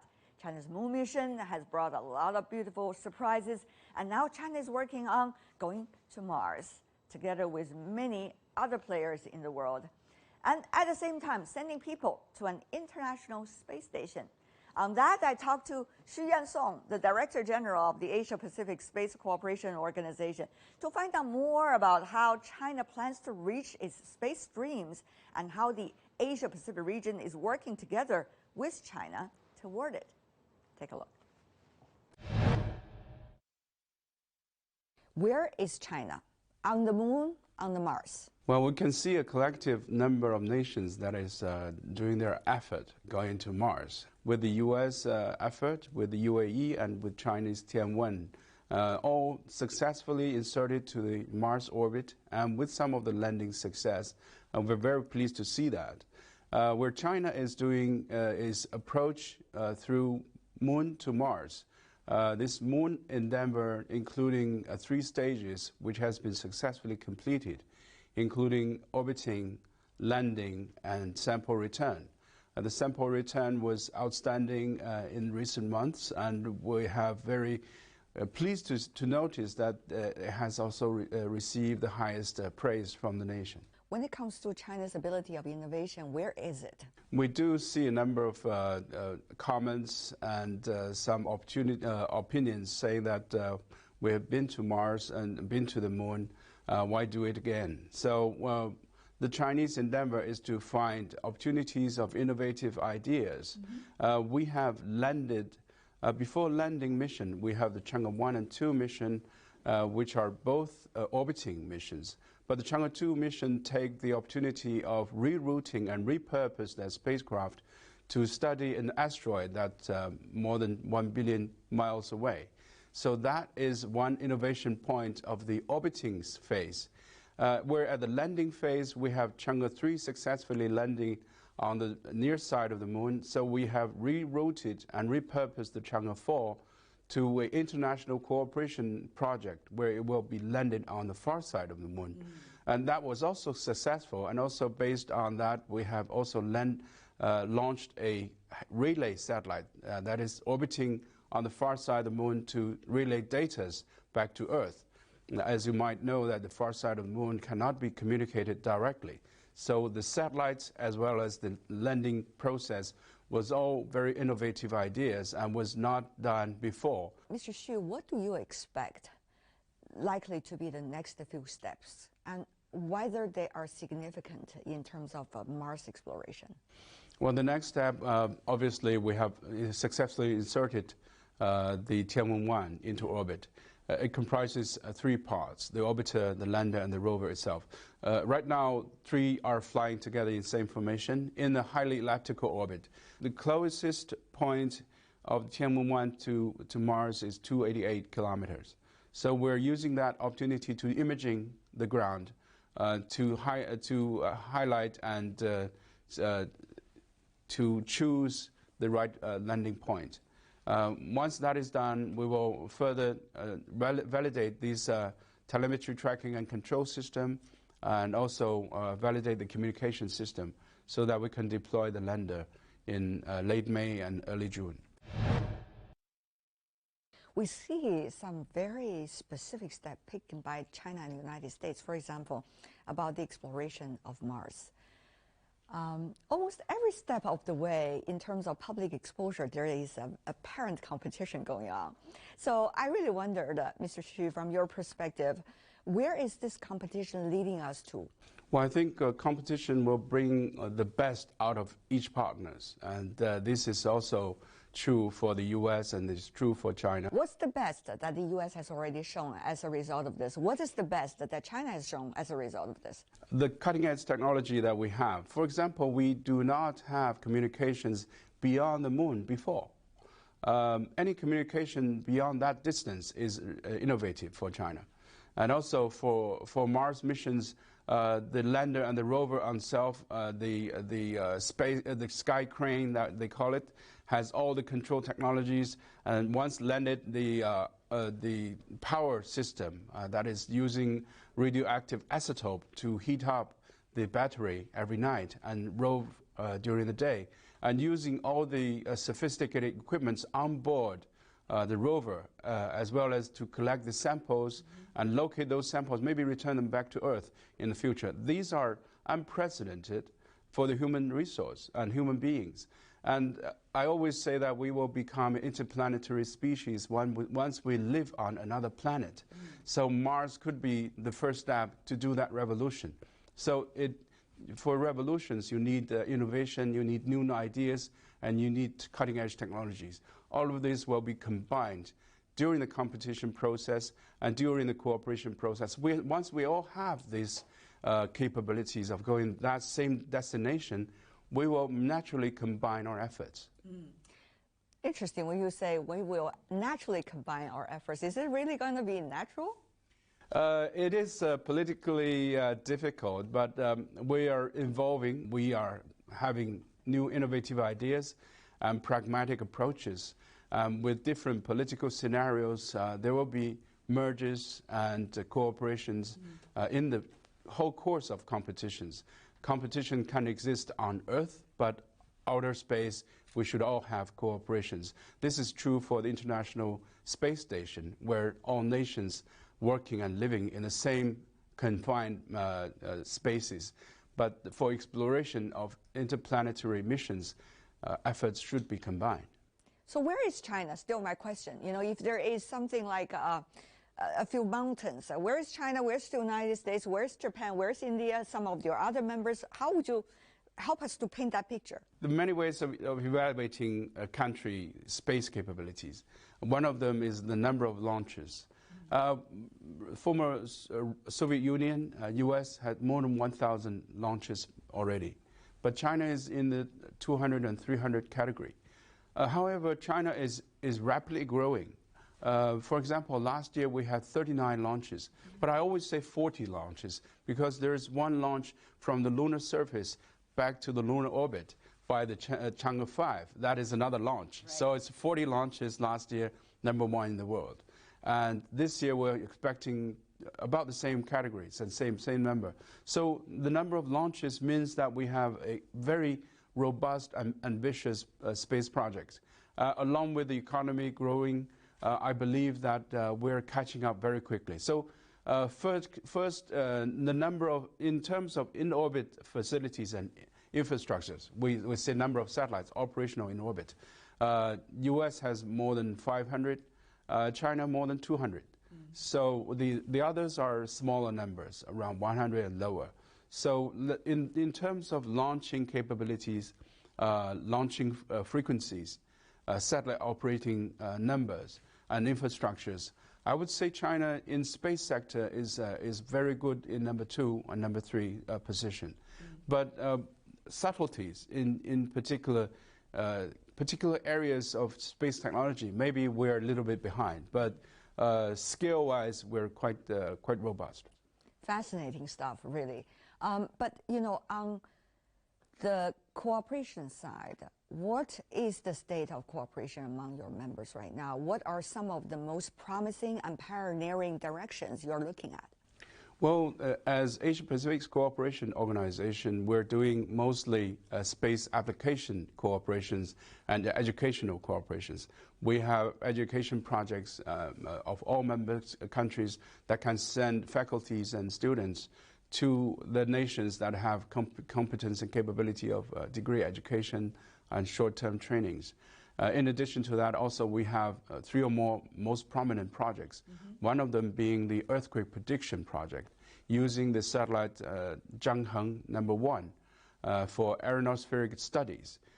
These aeronospheric anomalies has a very subtle connection with the earthquake precursor. So that once that problem is solved, we would be able to have a very good early warning of earthquakes. So even a few minutes would be significant for the human safeties and properties. Other projects, including a Apostles project. This project using a ground-based telescope to observe the space debris so that we can have a connection of all members. Each country will have a telescope that form a network of observations, therefore enhancing the capabilities of observations. Other than that, also we have data service sharing platform. This platform shares the satellite data among all member countries for agricultural, forestry, environmental, and disaster purpose. We take the form of common destinations.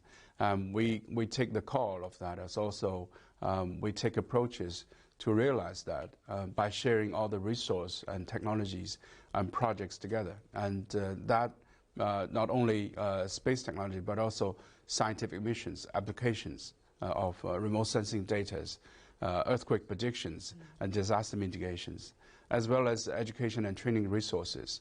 All of these are to bring the capacity of member states up to a level that they can start their own projects and space programs.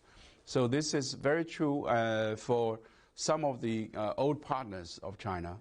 For example, Brazil, they developed their space capabilities through the CBS projects. And our member countries, some of them have space capabilities and competence, manufacturing satellites, launching their own satellites into orbit. And these are true for Turkey, for Iran, for Pakistan, and Thailand. So many countries do have competence. And in this process, we try to enhance these competence instead of telling them to choose a stand where it will work with. I think cooperation is more extensive rather than exclusive. After more than a decade of lunar exploration, a new frontier, deep space exploration, is now on the national agenda for China. Earlier, I talked to Wu Ji, the former Director General of the National Space Science Center from the Chinese Academy of Sciences. He said China should push the boundaries of its deep space exploration and venture further into the unknown. He's also writing novels about the future. Let's listen in. Congratulations on your book, Lunar Hotel. Wow, that's quite a popular book, not only in China, but also in other parts of the world now. Yes, it was published 1 year ago in Chinese version. So I have a very good friend. He volunteered to translate it into French. L'Hôtel de la Mer de Plus. Let me ask you, Mr. Wu, about some of the latest development in deep exploration. You've been arguing through China's 2 sessions that it is extremely crucial. Tell me why. Yes, deep space exploration is a new area for China. We have initiated lunar exploration about 15 years ago, 16 years ago. Then we succeed with 3 steps: orbiting the moon, and landing on the moon, and the sample return from the moon. We have just obtained 1,700 grams lunar soil from the moon. So this was very successful. And for the near future, we are going to go out from the moon, go to deep space, to Mars, and even further to asteroid and Jupiter and Saturn, and to the boundary of the solar system. So that will be our plan in the next 15 years. Several other countries are also coming in. Of course, United States is the leading force in deep space exploration. They have launched many missions to Mars, very successful missions to Mars.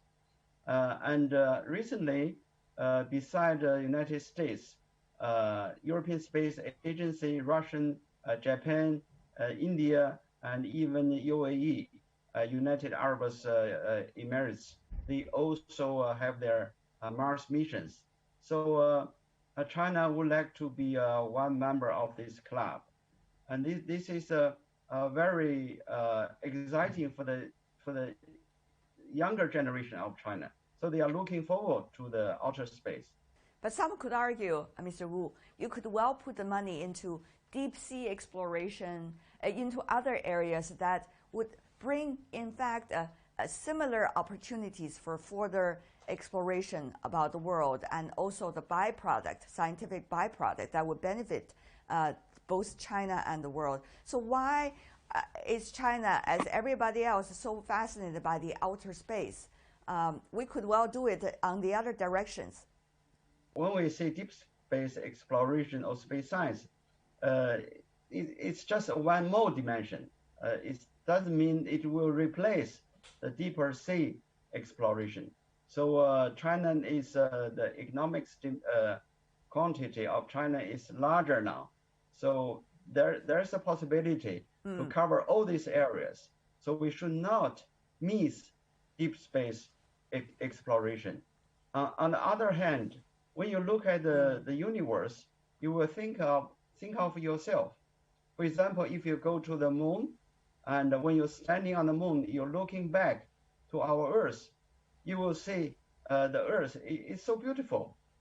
You will look at yourself from another point of view, from universe, look at yourself. So the human beings are really with one shared future.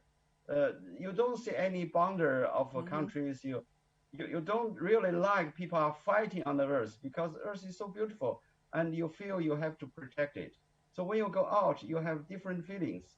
Yeah. And if you go further outside of the solar system, you will think about, is there any other intelligent life there?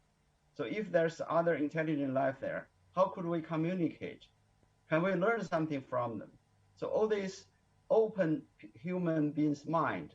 And for young people, this is a trigger for them to think about the Earth, the human beings, the future, their future, So it's much wider dimension for the young people. Mr. Wu, there's also the question about, science fiction decades ago, for example, many of the things it described and now have become true. And people are wondering whether the science fictions, a lot of the stories within it today will eventually become the realities of tomorrow. And therefore they say, oh, maybe scientists, science fiction writers, some of them could even, in a way, being prophet, as they say. What do you mean? How do you see this kind of discussion? Yes, it is true. In the science fiction, there are one branch. It's called near future science fiction. So when you talk about near future science fiction, is when the writer write it, they have an idea of what could be realized in the near future, 50 years, 100 years. So, but when the development, when the science and technology develop so fast, as what we are facing now, some 50 years of fiction can be true in 20 years. So it can really help people to realize with modern technology to realize it faster. So what I am writing in the book Lunar Hotel, all the technology there is almost ready, although you don't see them right now. But there's no blockage to realize them. It's only money. It's only time. So those things can be realized faster. Maybe in 20 years we will build not only Chinese, other people will build a hotel on the moon. This can be even faster. So I'm predicting 20 years, but maybe it can be realized in 15 years. So with the fast development, so you have to, you don't really writing nothing. It's something it can be realized. From the real future now back to reality, from scenarios now, Professor Wu, now come to reality. China has been working on the innovation area, has been encouraging innovation from the country itself. How do you see the realities that China is facing and the necessities of doing it? We are in a period of a new era. We after this 13th 5 years plan, we are now opening a new chapter of 14th 5 years plan, and China is aiming to be within the front row of innovative country in 2035. So in 15 years, China will be more advanced. All this will encourage the young people, the young generation, and of course, including us, to do much better. And in the past 20 years, we are, most of the time, we are following the advanced technology of the world. We are learning, we are following, we even sometimes copy. But now we feel that we have to invent something, we have to create something. So innovation is much important for us. If we don't innovate, if we don't create new frontiers, we cannot move forward because we are almost there. We are very close to the frontiers. So we have to lead the world. China has the responsibility to lead. And now, of course, there's the issue of 卡脖子, isn't it? Mainly that China, as a result of geopolitics and many other reasons, will be not necessarily having access to some of the latest technologies. Mr. Wu, how do you see this reality? And what do you think are the most urgent issues that China really have to work on in order to overcome this difficult period of time? It is true that there are some countries in the world. I should say United States is the leading country to block China. In the area I am working, space technology, space science and technology, we have been blocked by the U.S. for 20 years. They had called Wolf law. From the Congress, they blocked China, blocked their own scientists and industry to collaborate with China in space technology, even space science. When we go to an international conference, we cannot talk with the NASA people, with the U.S. people, space people, bilaterally. They have to, when we talk, they have to ask the third party to come, a European or Japanese to come and make it multilateral. If we talk only bilateral, they are breaking their laws. But for China, we are open. There's no problem for us. We can talk with them. So we have been blocked by the U.S. for more than 15 years, but still we are developing. So it's not a threat. It will give us some difficulties, but finally we can go forward, no problem. We will not stop there. We will not, because of this, we will not stop with our development. For example, the recent completion of navigation system of Chinese navigation system, Beidou system. All the components on board of the satellite are made in China. So we can do that by our own technology. And that's all the time we have for today. Journey to Deep Space, our special program today. If you'd like to see more, search World Insight or check out our YouTube channel. Follow us on Twitter and Facebook. I'm Tian Wei. On behalf of the team, thanks for watching and bye for now.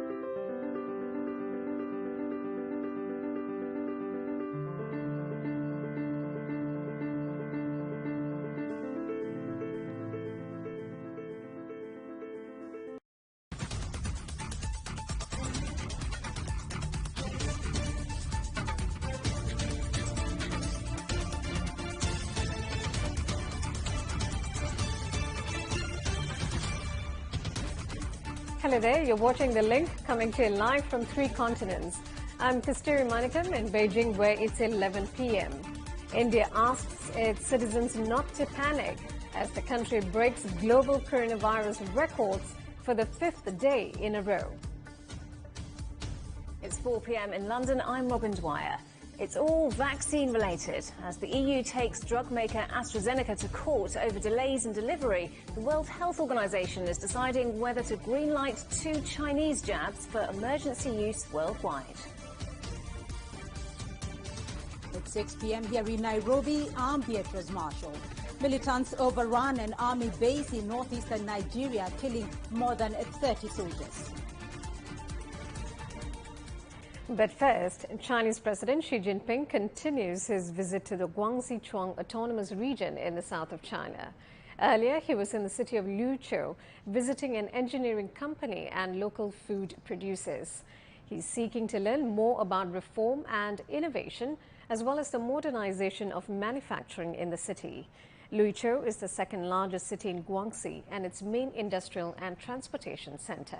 Xiao Yunfei has more. When you walk on the streets in Liuzhou, it's easy to find the city's iconic snack, stinky 螺蛳粉, or stinky sour snail noodles. The snack gained sudden popularity thanks to industrialization. In his second-day visit to Guangxi Zhuang Autonomous Region, President Xi Jinping came to Liuzhou. Now, having a taste of stinky lucifen is a must, but his trip is more about industrial upgrade. Stinky noodles are no longer a product of roadside stand. In this factory, the snacks are packed on production lines and the packages are sold countrywide. Last year, the city of Liuzhou has made a stinky noodle revenue of 11 billion yuan. President Xi once stressed that China should strengthen its real economy, and this factory he inspected is one of many examples of Liuzhou's efforts on intellectualization. Liuzhou is a major industrial city in South China. The city has provided an environment for local companies to foster new development engine for modern manufacturing. During his inspection, President Xi also paid a visit to this heavy lift company, Liugong Machinery. The company witnessed the country's infrastructure development in the past 6 decades. In the 1960s, Liugong produced the country's first modernized wheel loader. Today, the company has expanded its network to dealers from more than 100 countries. Now the company is striving to develop its core technology. Now China has carried out a new development plan. The 14th five-year plan aims for a modernized economy by upgrading the country's manufacturing. President Xi urged local authorities and companies to find paths of transformation. The president's second day in Guangxi has provided a fundamental guideline of high-quality development. Zhao Yunfei, CGTN, Liuzhou, Guangxi Zhuang Autonomous Region. Let's go to my colleague for the latest on the EU's dispute with AstraZeneca. Robin? Thanks, Cass. Yes, the European Union is suing AstraZeneca over the company's delayed delivery of coronavirus vaccine doses to the bloc. Meanwhile, the World Health Organization is currently reviewing China's Sinopharm COVID-19 vaccine for emergency use. Well, Tony Waterman is in Brussels for us. So, Tony, let's start with the EU's legal action against AstraZeneca. What's the latest? Well, Robin, the Commission launched this legal action last Friday after getting the backing of all 27 member states. And Brussels saying that AstraZeneca has just massively underdelivered on vaccines really since day one. It was meant to deliver about 300 million doses in the first half of the year. It looks like it's going to deliver just about 70 million of those doses. And during this time, large swaths of the continent have been plunged into a third deadly wave of this pandemic. The health commissioner said in a tweet after this announcement that every vaccine dose counts, every vaccine dose saves lives. The main objective of this lawsuit is reportedly to try to get AstraZeneca to deliver those missing doses. But take a listen to what the spokesperson had to say as the announcement was being made. The company has not been in a position to come up with a reliable strategy to ensure the timely delivery of doses. What matters to us in this case is that we want to make sure that there is a speedy delivery of a sufficient number of doses that the European citizens are entitled to and which have been promised on the basis of the contract. In a statement, AstraZeneca said that it regrets the Commission's decision, that the lawsuit is without merit. It believes that it is meeting its contractual obligations, and it says that it will strongly defend itself in court. So, Tony, bad news for AstraZeneca then, but potentially some good news for China's Sinopharm vaccine, with the World Health Organization looking into approving it for emergency use. What's the significance of this? Well, this is the first time that a Chinese vaccine has been reviewed by a global regulator. And if it gets the green light from the WHO, this could help with the quick rollout globally, worldwide, of this vaccine. It could also lend Sinopharm some global credibility. It had received some criticism for not releasing enough detailed data. Also, Beijing's top disease control official had raised questions about the efficacy of Chinese vaccines in general. Also, if it gets the green light, it then becomes eligible to be part of the COVAX facility, which is really struggling right now to get its hands on enough supplies. And Sinopharm, as well as Sinovac, which is going to be under review starting next week, they could be added to that facility. There's no time frame on when a decision is going to be made, but that's likely to come in the next couple of days. Tony Waterman in Brussels, thank you. In Germany, Angela Merkel is under pressure to lay out a plan for returning to normality after enforcing curfews and tougher restrictions to battle a third wave of the coronavirus. The Chancellor is meeting with regional leaders to discuss how to speed up vaccinations after a slow start to the rollout. Let's talk now to Ryan Thompson, who joins me live. So, Ryan, talk of speeding up vaccinations. How do officials plan to do it? Hi, Robin. Well, they have the supply. Now it's all about making sure that the vaccine machine works seamlessly. So we expect the leaders to discuss a number of things today to really get them towards that goal. A 7-day-a-week appointment system, making sure that making reservations to get the jab is seamless, and then also a scheme to be put in place for these unused jabs in case people don't show up for these appointments. These things are critical for Germany to reach its goal of giving 5 million jabs by mid-May. Not to mention, some states are also verging away from the government's recommendation on AstraZeneca. There are millions of doses of AstraZeneca sitting on shelf unused, as not so many people are taking up these doses appointments to get them. And so they're suggesting that maybe these potentially could go to people who are younger, who are willing to get the jab and enter this new phase and help Germany reach its target for vaccination goals. And Ryan, leaders are also likely to discuss easing restrictions for people who are vaccinated. Yeah, this is really controversial, but draft resolutions over the weekend suggest that people who have received both doses of their coronavirus jabs will be given extra privileges in the scheme of daily life. 25 million people in Germany so far have received at least one dose, but once you get that second shot, these people will be able to not have to show a coronavirus test when going to a hairdresser or a restaurant. They'll also potentially be exempted from a quarantine if they travel abroad. These specific details are to be ironed out by Chancellor Merkel and the 16 state leaders. But the ethical debate, of course, that surrounds this, some people say, oh, you're giving special privileges to people who have been able to get vaccinated, because, of course, there is high demand and not so many slots. But what the government has said here is that this is more about lifting curbs that are no longer justified on basic human rights. Ryan Thompson, thanks very much indeed for updating us. In France, primary school children have returned to classrooms today as the first easing begins of strict restrictions introduced in March, which caused all schools to close for 3 weeks to try and control the third wave of coronavirus. Ross Cullen reports. It's back to school again for children in France as restrictions on education start lifting after 3 weeks of coronavirus closure. For parents at one preschool in Paris, the reopening brings a mixture of relief and anxiety. It's true that it's great to be able to see your children grow up, but we mustn't lie to ourselves. Working with young children is almost impossible, so we're happy. We're happy that it's reopening. We're a bit afraid that it will close immediately. My feeling is that we're going to have a week of school, and then it will be over because it only takes one case for it to close. We're a bit afraid of that. The government said shutting schools was a last resort due to the impact on children's learning and the fact that parents would have to work from home. But the deteriorating picture in hospitals and morgues meant ministers were forced to act. The vaccination campaign is the government's main tool to fight the disease, and the education sector is now starting to get the shot. We place a lot of hope in the vaccination program. For the moment, when it comes to teachers, only those above 55 are a priority, but we're eager to be vaccinated. We're hoping that the 2021 to 2022 school year will be calmer. Secondary schools will return to a hybrid timetable from next week, and there could be other easing measures, such as loosening the nationwide curfew. Ross Cullen, CGTN, Paris. Well, that's all from me here in London. I'll be back at the top of the hour for Global Business Europe. Now, Gas, it's back to you in Beijing. Thank you, Robin.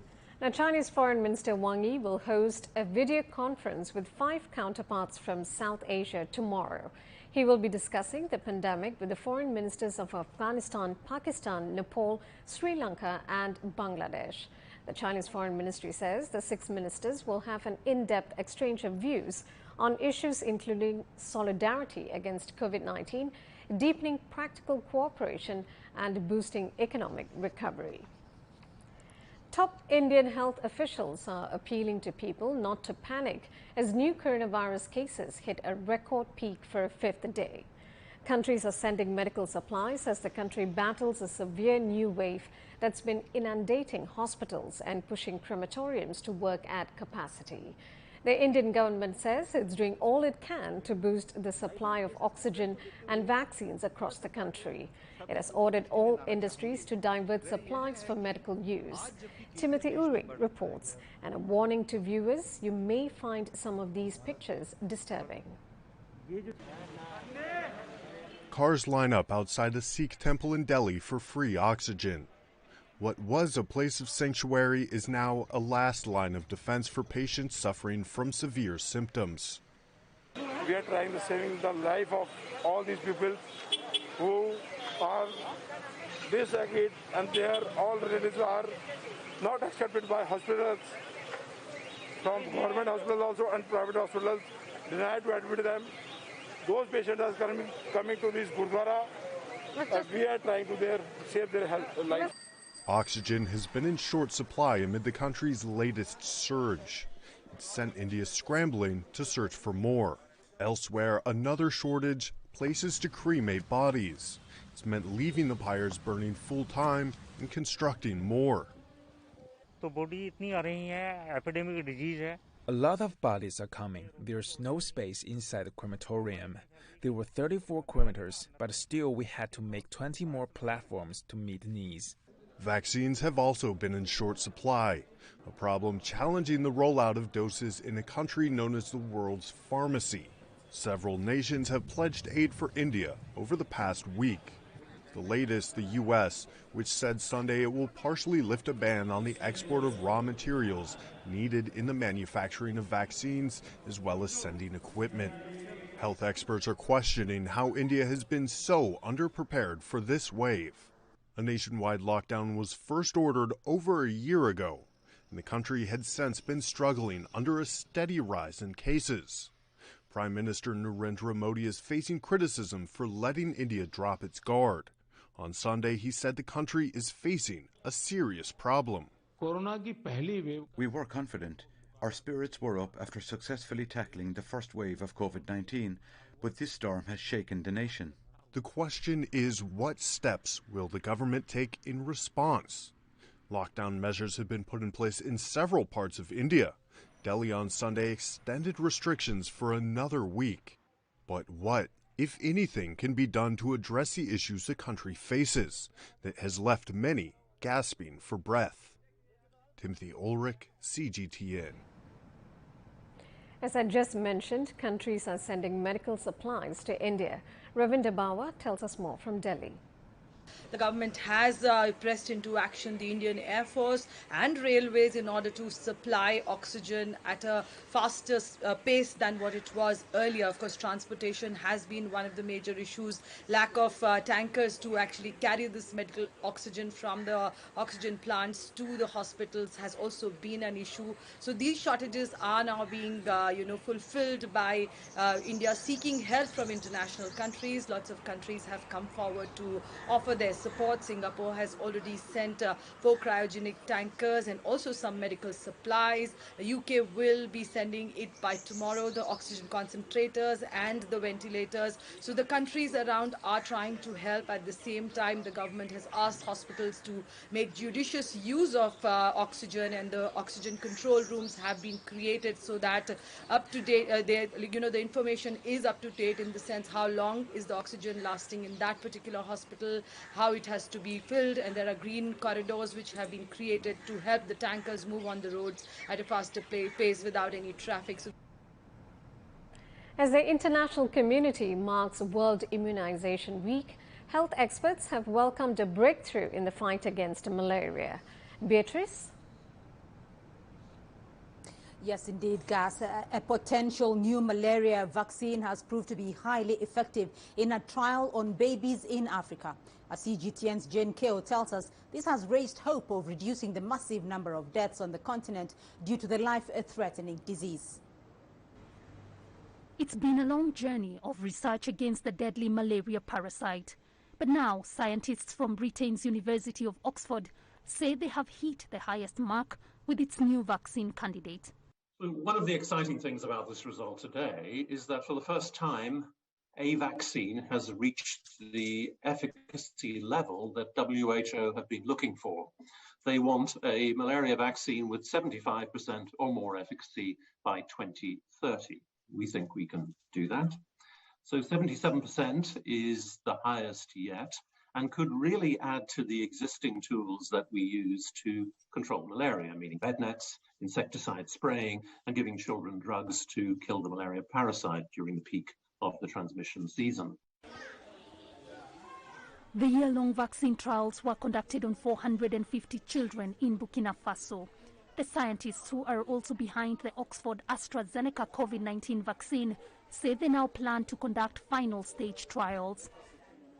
We're doing that starting in just a few weeks, when we will, at 5 different locations in Africa, in 4 countries, Kenya, Tanzania, Burkina Faso, and Mali, vaccinate young children again, this time 5 to 36 months of age. There'll be almost 5,000 subjects in the trial, and we will follow those for some time, vaccinating them against malaria, or in some cases with a control vaccine, and asking how protective the vaccine is, but very importantly, monitoring those thousands of subjects for safety. Malaria has been a complex challenge for scientists across the world. The world's first and only licensed malaria vaccine, developed by GlaxoSmithKline, is only partially effective at around 30%. The malaria parasite is carried in the saliva of Anopheles mosquitoes. There are multiple stages to the parasite's life cycle, so it's complex. But this is the sporozoite stage. Immediately after the mosquito bites you, it injects sporozoites. And if you can tackle that stage of the life cycle and clear the infection, that will prevent any disease. And that's what we're doing in most of these children when we vaccinate them. The problem, as you say, is you need very high levels of immunity to get a malaria vaccine work. So we've really optimized the design of a previous vaccine called RTSS. We think we're producing stronger antibodies. They seem to be a bit more durable and certainly a bit more protective. And that's because we have redesigned, if you like, the vaccine itself and added a different adjuvant. Malaria kills up to 1 million people annually, with children and expectant mothers the most affected. Africa records the highest number of these deaths due to poverty and poor health infrastructure. Jane Keo, CGTN. A militant attack has left over 30 soldiers dead in Nigeria. The assault took place in Borno State, located in the country's northeast. According to reports, the militants overran a military base. They pulled back following airstrikes. Nigeria has for over a decade faced militant attacks. Groups linked to both Al-Qaeda and ISIL operate in the country.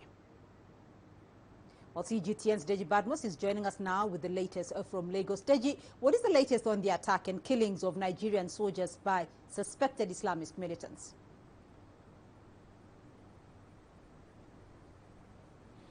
Well, Beatrice, the military is yet to issue any statement on it. The government hasn't said anything. Everyone is actually waiting on the military to issue a statement on what exactly happened in that town that is about 53 kilometers away from Maiduguri, the state capital of Borno.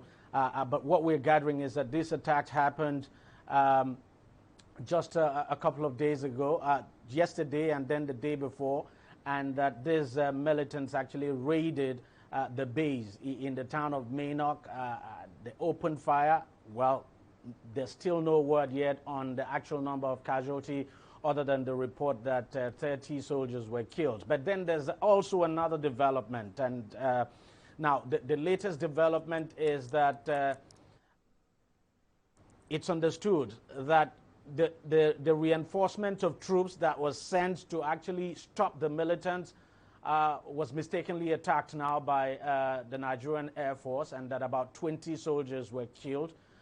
The military has actually said it has received that report. As a matter of fact, the video is being circulated on social media. So the Nigerian Air Force says it is investigating it to confirm if indeed 20 soldiers were mistakenly killed. But that is what is actually coming out of that part of the country that the reinforcement of soldiers sent to Right. bail out this military base now came under fire. So it's still being investigated.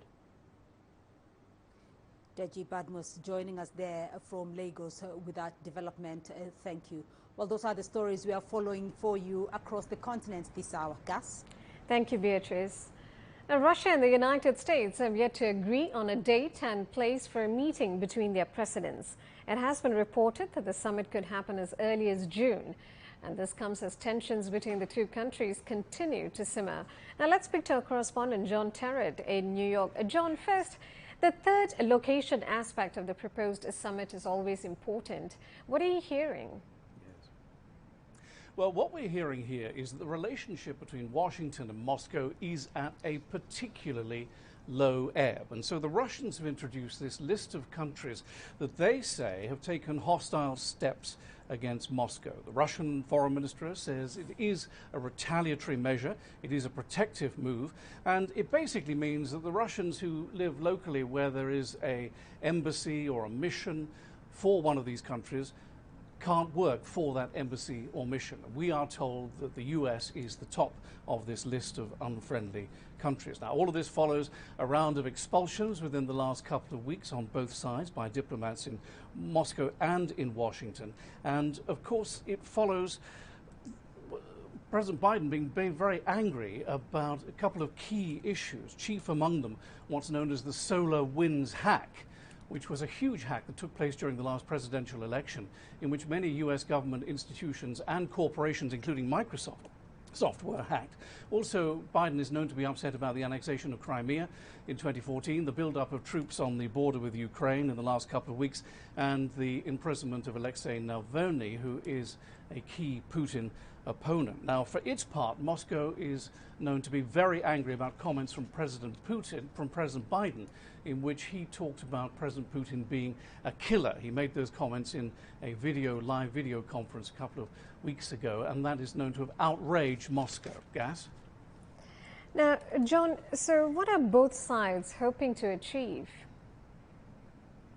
Well, I think chiefly to roll back the tensions that have built up by both sides over the issues that I've just outlined. Now, it's interesting because both men know each other very well.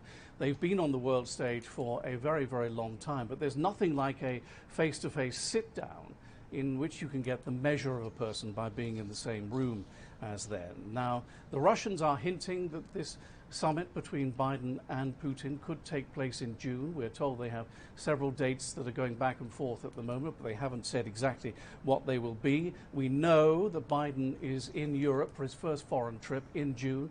He's going to be attending the NATO leaders meeting on June the 14th in Brussels. And I think if the two men do meet, they'll be trying to work out how they might row back some of the sanctions, which against Russia were against 36 entities in Russia, including the Sovereign Wealth Fund, also looking at the issue of Ukraine and Alexei Navalny, who's been on hunger strike.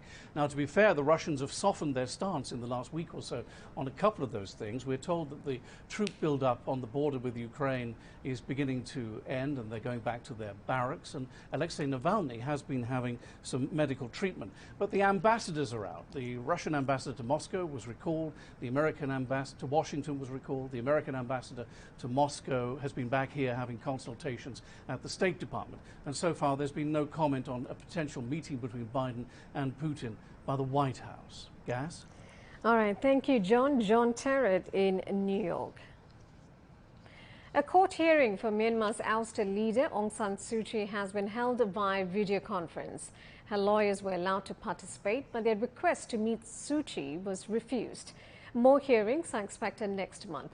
Gao Chia-yi has more from Yangon. A video conference court hearing for Myanmar's ousted leader Aung San Suu Kyi was held on Monday in Naypyidaw.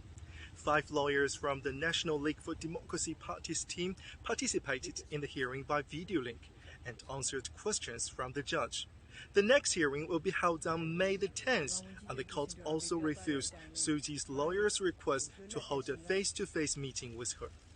Since the court proceedings started, Suu Kyi has only been allowed to confer with her lawyers by video link in the presence of security officials.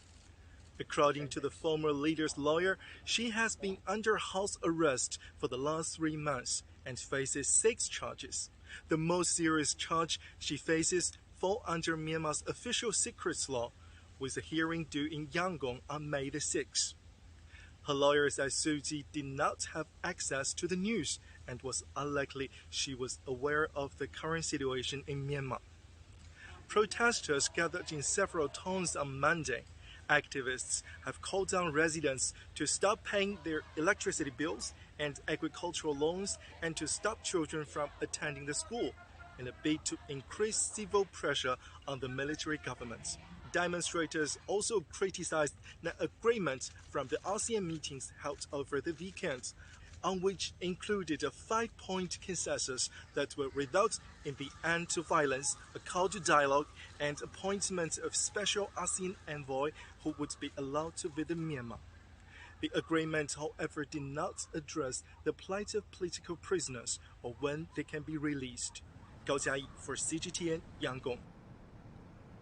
And that's all the time we have on The Link today. I'm Kasturi Manikam from all of us in Beijing, London, Nairobi and Washington. Thanks for watching. Good night.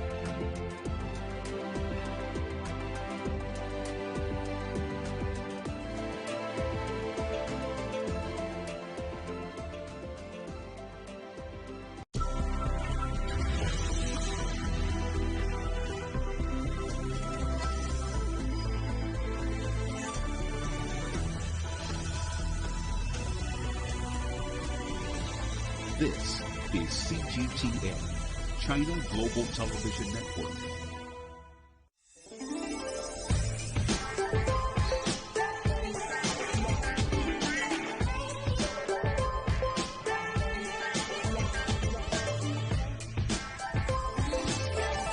Today on Culture Express, Gallery Weekend Beijing opens in the Chinese capital with an array of artworks on display for the city's art lovers. A special exhibit at the Academy of Arts and Design celebrates the 110th anniversary of Tsinghua University. Century-old porcelain and ceramics are on display in Beijing after being excavated from northern China's Shanxi province. And China's National Copyright Administration promises more measures to crack down on copyright infringement of short videos.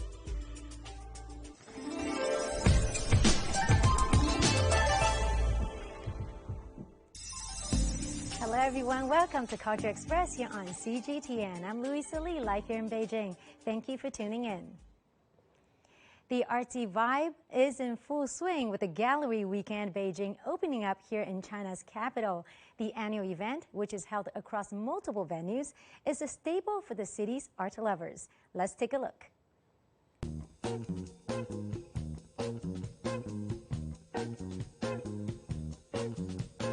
The highlight of the year for many art lovers in the Chinese capital. The week-long event has plenty to offer. Dozens of galleries are presenting either new exhibitions or ongoing ones across 7 different venues. Organizers say high-quality art is in high demand once again. With the pandemic outbreak largely under control, a number of collectors have come to the galleries to see exhibitions and make their purchases. I feel the art market in Beijing is gradually recovering. Gallery Weekend Beijing is aimed at vitalizing the local art ecosystem and presenting to art collectors and fans the newest exhibitions of important artists. Meanwhile, many institutions are also putting on a show. The Beijing In and Out Art Museum is one of them. Its Waves and Echoes postmodern exhibition demonstrates the works of artists from different cultural backgrounds in the 1980s. Curator Liu Ding believes postmodernism is closely related to the concepts of neoliberalism and globalization, and these relationships are having a profound impact on global culture and art. During his travels in Eastern Europe and the United States, Japanese artist Keizo Kitajima used a large number of photographic works to highlight the living conditions and the spiritual world of people in Eastern Europe before the disintegration of the Soviet Union and the beginning of neoliberalism in the United States. These photographs are so special in that they were captured quickly and some of the images are not even distorted, giving the viewer a real understanding of the figures. Gallery Weekend Beijing 2021 runs through the end of this week. Li Qiong, CGTN. Sunday marks the 110th anniversary of one of China's top schools, Tsinghua University. To celebrate the occasion, a special exhibition has opened at the Academy of Arts and Design. The iconic pieces created by artists of the Academy showcase the global cultural impact of Chinese art through the generations. From designing national medals to maglev trains, from airport wall paintings to newspaper illustrations, a variety of photos, manuscripts, concept art, paintings, and sculptures are on display. Divided into 3 sections, the exhibition reviews the development of the Academy of Arts and Design and highlights its achievements as it participated in significant events that shaped Chinese aesthetics and China's global cultural image since 1956. Design is not only about aesthetics, it's more about cultural expression. Design is what makes invisible things visible. We use designs to reveal the national characters and personal characters. The abstract concepts are turned into concrete form through design. It can relate to metaphysical concepts and values like philosophy and aesthetics. But on the other hand, it is also down to earth, expressed through items that we use every day. The exhibition is being held to mark Tsinghua University's 110th anniversary. Established in 1911, Tsinghua is one of the most prestigious academic institutions in China. Earlier, Chinese President Xi Jinping, an alumnus of the university, visited the exhibition and stressed the importance of art in society. Arts and design have close relations with both our country's significant events and people's daily lives. During his visit, President Xi said, art and aesthetics are in all parts of our lives. In other words, culture is part of our lives. Formerly known as the Central Institute of Arts and Crafts, the Academy created many of China's most iconic designs. Members of the Academy designed China's national emblem, the emblem for the Macau Special Administrative Region, and the interior of the Great Hall of the People. The Academy also created many unforgettable artistic designs for global audiences, such as the China Pavilion of the Expo Milano 2015. Beauty is an international language. In recent years, the Academy of Arts and Design at Tsinghua University has been at the forefront of international art exchanges. Fang says they regard it as their responsibility to use the art of beauty to strengthen cultural confidence and communicate with the world. 开放啊，其实不光是说我们把门打开，人家进来。 Opening up is not only opening our doors to others, but also bringing our art to the world. We want to reach a stage where we can freely and equally have cultural exchanges. We are now signing agreements with Italy to jointly fund an art education and a communication base. We want to use the platform to show our cultural resources to the world. Meanwhile, we are also enrolling more international students.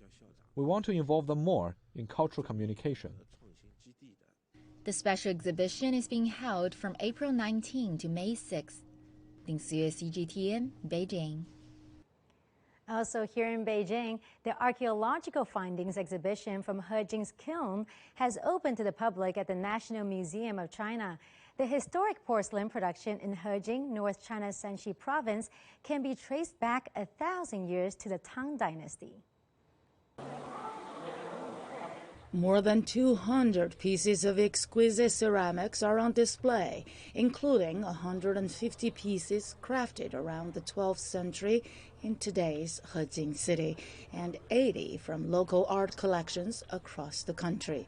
These ceramics have bridged the gap in the region's porcelain-making history, providing rich information on the techniques, craft level, and industrial chain of porcelain during the Song and Jin dynasties as far back as 1,000 years ago.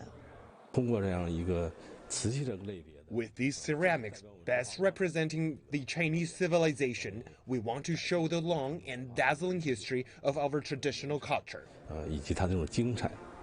White porcelain is famous for its elegance and simplicity, while ceramics produced during the Jin dynasty from 1115 to 1234 are known for their rich colors and unique designs. Animals or flowers, each pattern has a special meaning. Blossoms means wealth and honor, which is very typical, while the pattern of children playing indicates the wish for many offspring and many blessings. Multimedia technology offers viewers a panoramic and immersive experience through simulations of ancient workshops, kilns, and wells. Hejing City was a porcelain hub during the Tang Dynasty to the Jin Dynasty. Excavated in 2016, the Hejing kiln was selected as one of the top 10 new archaeological discoveries of that year. CGTN. Still to come on Culture Express. China promises to increase regulations on short videos to protect copyright for artists and companies. And a fashion show held in Shanghai highlights traditional Chinese craftsmanship.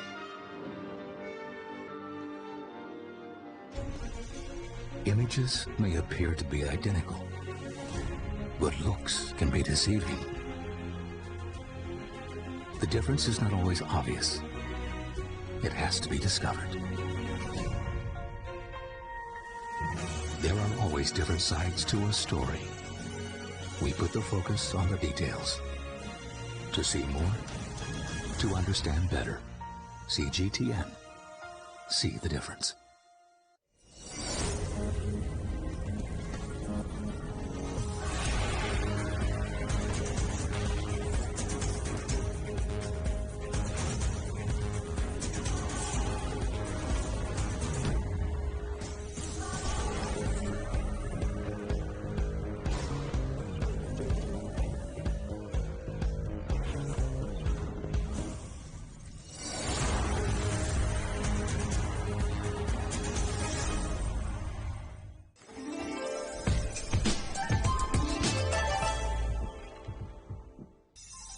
And you're watching Culture Express here on CGTN. While short videos are gaining traction with the young generation, the National Copyright Administration of China is pledging more effective measures to crack down on the illegal use of them. Recently, dozens of media companies and organizations have called for better regulation in the sector. Here's more. China's Copyright Administration has promised to make more systematic and effective measures to root out violations of intellectual property rights in the domestic short video sector. Over the past few weeks, around 70 leading companies and organizations in China's TV and film industry have joined the call for better protection of their works. They are especially concerned about the distortion and misinterpretation of their works by video bloggers on the country's burgeoning short video platforms. Some short video versions of TV shows and films have taken liberty with the original plots, severely damaging the reputation of the production companies and artists involved. For certain relatively obscure film and TV productions, such reduced versions may bring a measure of benefit by drawing some attention from the general public. But strictly speaking, such reinterpretation of a film or TV production doesn't constitute promotion and distribution in the legal case. Only the holder of the copyright can authorize such promotion by way of official trailers or posters and other specified means. So no one else can claim to have the right to use such copyrighted materials without authorization. The nature of many reduced versions are not that of trailers, and their production certainly requires authorization by copyright holders.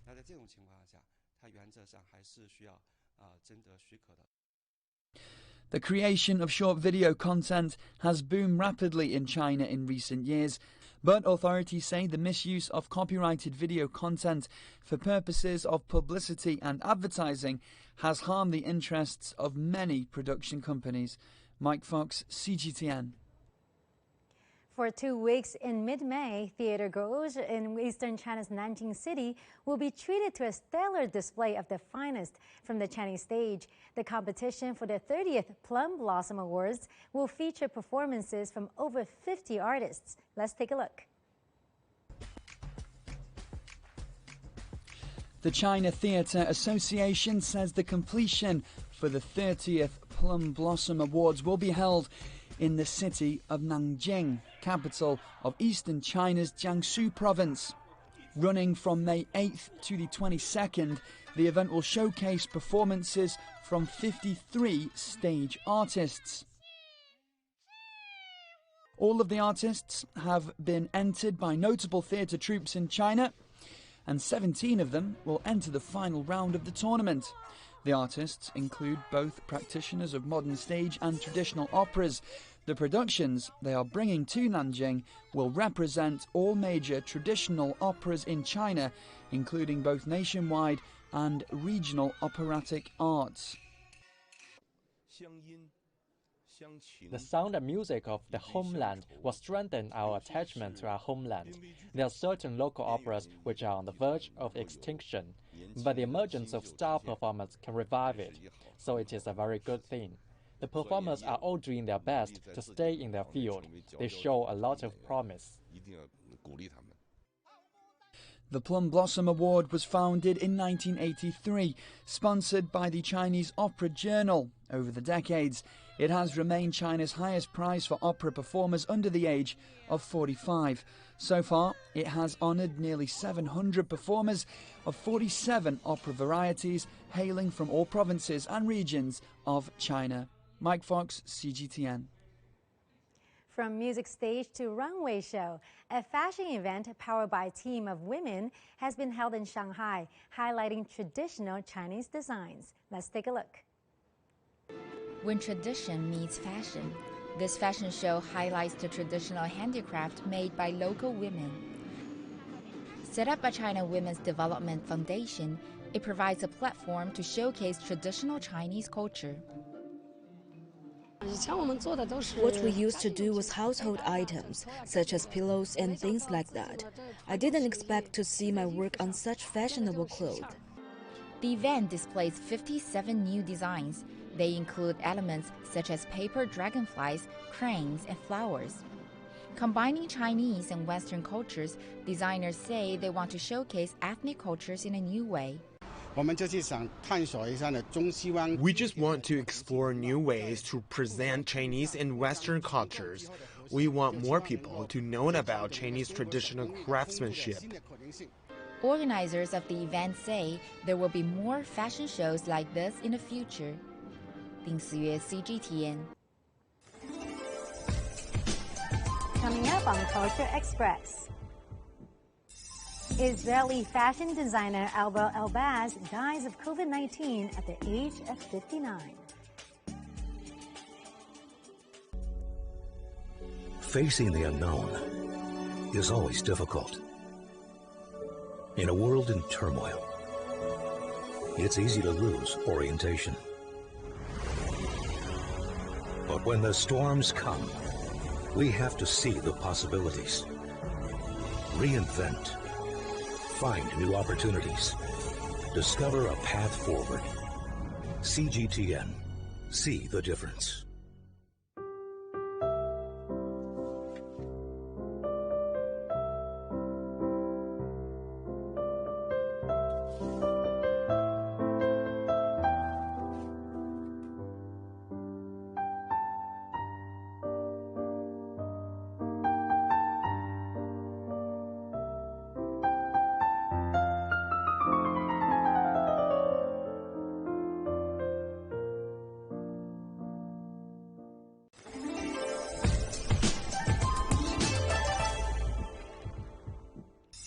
Welcome back to Culture Express here on CGTN. The fashion world is mourning the death of Israeli designer Albert Elbaz, credited for breathing new life into the French fashion house Lanvin and for creating what some calls powerfully pretty pieces. Elbaz died at the age of 59 from COVID-19. Famed fashion figures including Kenzo Tagada and Sergio Rossi also passed away due to COVID-19. Best known for being at the helm of Lanvin from 2001 to 2015, Israeli fashion designer Albert Elbaz lost a battle with COVID-19 on Saturday. Richmond, the company backing Elbaz's brand, issued a statement praising him as one of the fashion industry's brightest and most beloved figures. Elbaz was granted a French Legion of Honor, the country's most prestigious award, in 2016. In this beautiful room, with a great Minister of Culture, in front of all my friends and colleagues, I can tell you that I'm still in love with fashion. And I miss fashion, and I miss you all. I miss you a lot. I want to thank all my collaborators from Lanvin who helped me to realize my dreams every day, day after day. You are the best orchestra I ever had. And one day, we will be maybe back together, but maybe in another place. Elbaz was born in Morocco in 1961. He grew up in Israel before moving to New York in the 1980s. He first became known to public when he took the helm at French house Guy Laroche in Paris in 1996. In 1998, he became creative director at Yves Saint Laurent. In 2001, Elbaz started as artistic director at Lanvin, reviving the French house until 2015. In 2019, he started working with Richmond, aiming to launch his own label, AZ Fashion. The Richmond Group said Elbaz had an inclusive vision of fashion that made women feel beautiful and comfortable by blending traditional craftsmanship with technology. Zhang Mengyuan, CGTN. Too young, too soon. And to other news, an exhibition displaying works of popular Japanese contemporary artist Yayoi Kusama has opened in Berlin. It covers over 7 decades of her immersive and stimulating artwork. From the famous pumpkin paintings to her signature polka dots to the infinity rooms, and the large pink inflatable tentacles reaching for the ceiling in the Martin Gropius Bau Museum in Berlin. These are just some of the signature pieces created by Yayoi Kusama, one of the world's best-known contemporary artists. The exhibition covers 3,000 square meters and 2 floors. This is the first comprehensive retrospective of the Japanese artist. We have almost 250 works in 19 rooms. It's really an exhibition that shows that she both wrote art history and she's still today one of the most progressive artists. Kusama was born in 1929 in Japan, and she studied traditional Japanese painting in Kyoto. She moved to New York in 1956, where she became a leading figure in the counterculture and pop art scene. She's very, very well known by a younger generation. Of course, she's well known by experts, curators, and colleagues. But in the general population of people that know art, there I have the feeling that she is not that present. Visitors can also see a reconstruction of some of her most famous exhibitions. It includes the Driving Image Show in Essen, Germany in 1966 and the Narcissus Garden at the Venice Biennial in 1966. Although the coronavirus pandemic has hit Germany hard, visitors can see the exhibition with pre-booked time slots and negative test results taken within 24 hours of attendance. Of course, because of the hygiene rules, there will be far fewer visitors than what we would have had in a time when there wasn't a pandemic. But still, it is an exhibition, and I noticed this with the team that comes at the right time because it really gives a hit of energy. For the last 2 weeks, we were in a state of euphoria. It really is art that does something to you. She has the colors, but she also has the depth. I think Kusama really believes in the healing power of art. The exhibition opens to the public on April the 23rd and runs through August the 1st. Zhang Mengyuan, CGTN. Now moving to the Australian city of Darwin, a cat cafe there is offering feline lovers a chance to unwind after a hard day. Some customers even return weekly to see their new furry friends. Cats are on the menu, but pet lovers can relax. They certainly will not be eaten. Stephen and Churro Michi run a very niche business which offers a whole lot more than an average cafe. It invites customers to enjoy a drink while playing with cats. The Cat Cafe currently has 43 residents, and we invite people, booking only, to come through and spend 2 hours of quality time just interacting with the cats. For those living in the town without a pet, there is a quick way to get a feline fix, and many visitors go back. I know you're just exhausted and tired and your mind keeps ticking around, then yeah, the first time I came here I was actually extremely, not in a good place. You can't even put it into words how good it felt. The cats kind of jumped on me and I could feel it. I could feel myself lifting up pretty quickly. Obviously, the impact of having cats around is positive. It's really interesting to watch. They come in and they're quite fearful at first because they've got all this stuff happening outside that front door that they feel that they have no control over.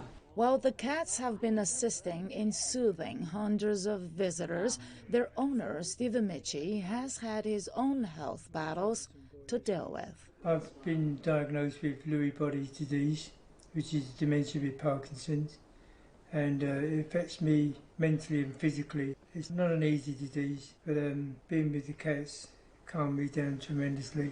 There are many reports that suggest owning a pet is good for your mental health, but many people can have a furry friend in their home for various reasons. And for them, a cat cafe can be the best place to go when things get tough. CGTN. That's just too adorable. Now to news in Egypt, where the tunes are starting to play. Egypt is slowly easing its COVID-19 restrictions for musical events, including the return of the annual Ramadan Music Festival. Our correspondent Yasser Hakim reports from Cairo.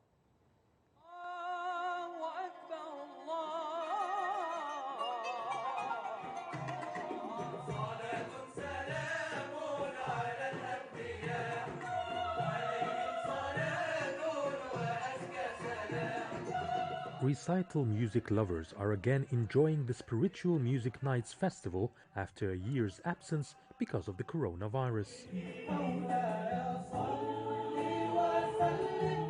The festival is an annual event that takes place every year in a different location or city. This time in the neighborhood of Sayyida Zainab, a part of Old Cairo, a popular destination for Egyptians to spend the Ramadan nights. And the music blends with history inside El Sineri, a 300-year-old house renovated to become a renowned cultural center. Egyptian group Message of International Peace performed a unique mix of religious chanting that has inspired the guests.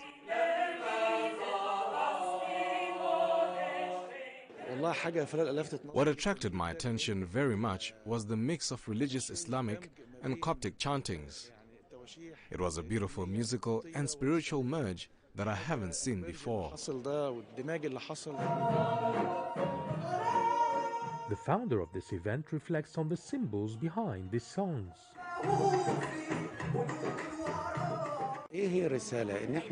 Our message is to consolidate the essence of religion, which is love, tolerance, and peace. These songs have been widely popular here and affected many listeners with their meanings. We want to reach out to the world with these three principles.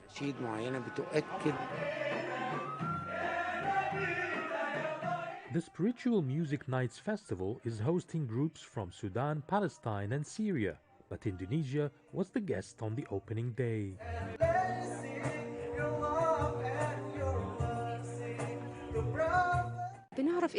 It's fun and important to know about other countries and open up to different music and cultures. I enjoyed it.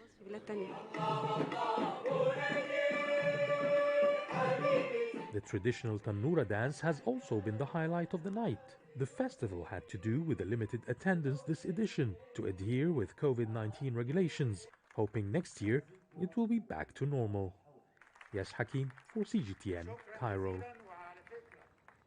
And that's it for this edition of Culture Express here on CGTN. I'm Louisa Lee, live here in Beijing, and thank you for watching. We're going to leave you with a fashion show featuring Chinese embroidery. And stay tuned for more news coming up here on CGTN.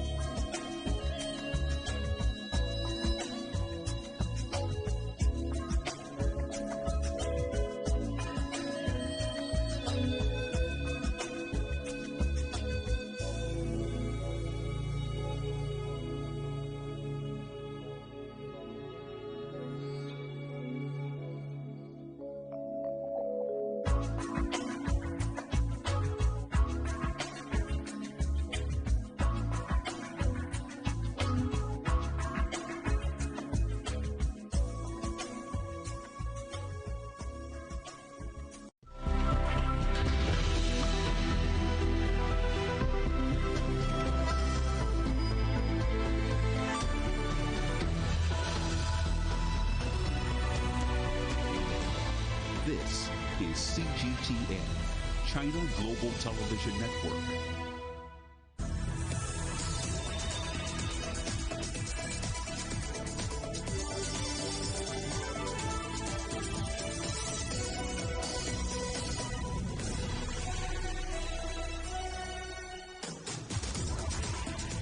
Hello and welcome to Global Business Europe, live from CGTN in London. I'm Jamie Owen.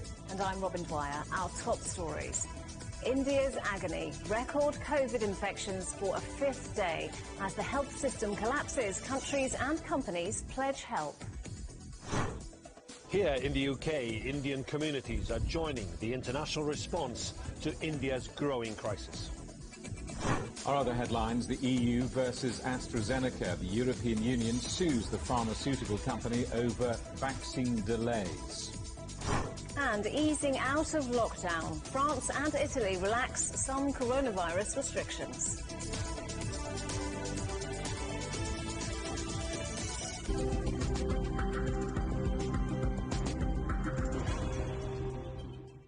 India's coronavirus crisis is escalating, with new cases hitting a record peak for a fifth consecutive day. There were almost 353,000 in the last 24 hours. Overwhelmed hospitals are struggling to cope, running out of oxygen. And in some of the worst-hit cities, mass cremations are being held in makeshift facilities. Timothy Ulrich reports. Cars line up outside a Sikh temple in Delhi for free oxygen. What was a place of sanctuary is now a last line of defense for patients suffering from severe symptoms. We are trying to save the life of all these people who are disagreed, and their all relatives are not accepted by hospitals, from government hospitals also and private hospitals, denied to admit them. Those patients are coming to this Gurdwara, and we are trying to save their life. Oxygen has been in short supply amid the country's latest surge. It sent India scrambling to search for more. Elsewhere, another shortage, places to cremate bodies. It's meant leaving the pyres burning full-time and constructing more. A lot of bodies are coming. There's no space inside the crematorium. There were 34 cremators, but still we had to make 20 more platforms to meet needs. Vaccines have also been in short supply, a problem challenging the rollout of doses in a country known as the world's pharmacy. Several nations have pledged aid for India over the past week. The latest, the U.S., which said Sunday it will partially lift a ban on the export of raw materials needed in the manufacturing of vaccines, as well as sending equipment. Health experts are questioning how India has been so underprepared for this wave. A nationwide lockdown was first ordered over a year ago, and the country had since been struggling under a steady rise in cases. Prime Minister Narendra Modi is facing criticism for letting India drop its guard. On Sunday, he said the country is facing a serious problem. We were confident. Our spirits were up after successfully tackling the first wave of COVID-19, but this storm has shaken the nation. The question is, what steps will the government take in response? Lockdown measures have been put in place in several parts of India. Delhi on Sunday extended restrictions for another week. But what, if anything, can be done to address the issues the country faces that has left many gasping for breath? Timothy Ulrich, CGTN. There's been a huge international response to the crisis, not just from governments, but also the private sector.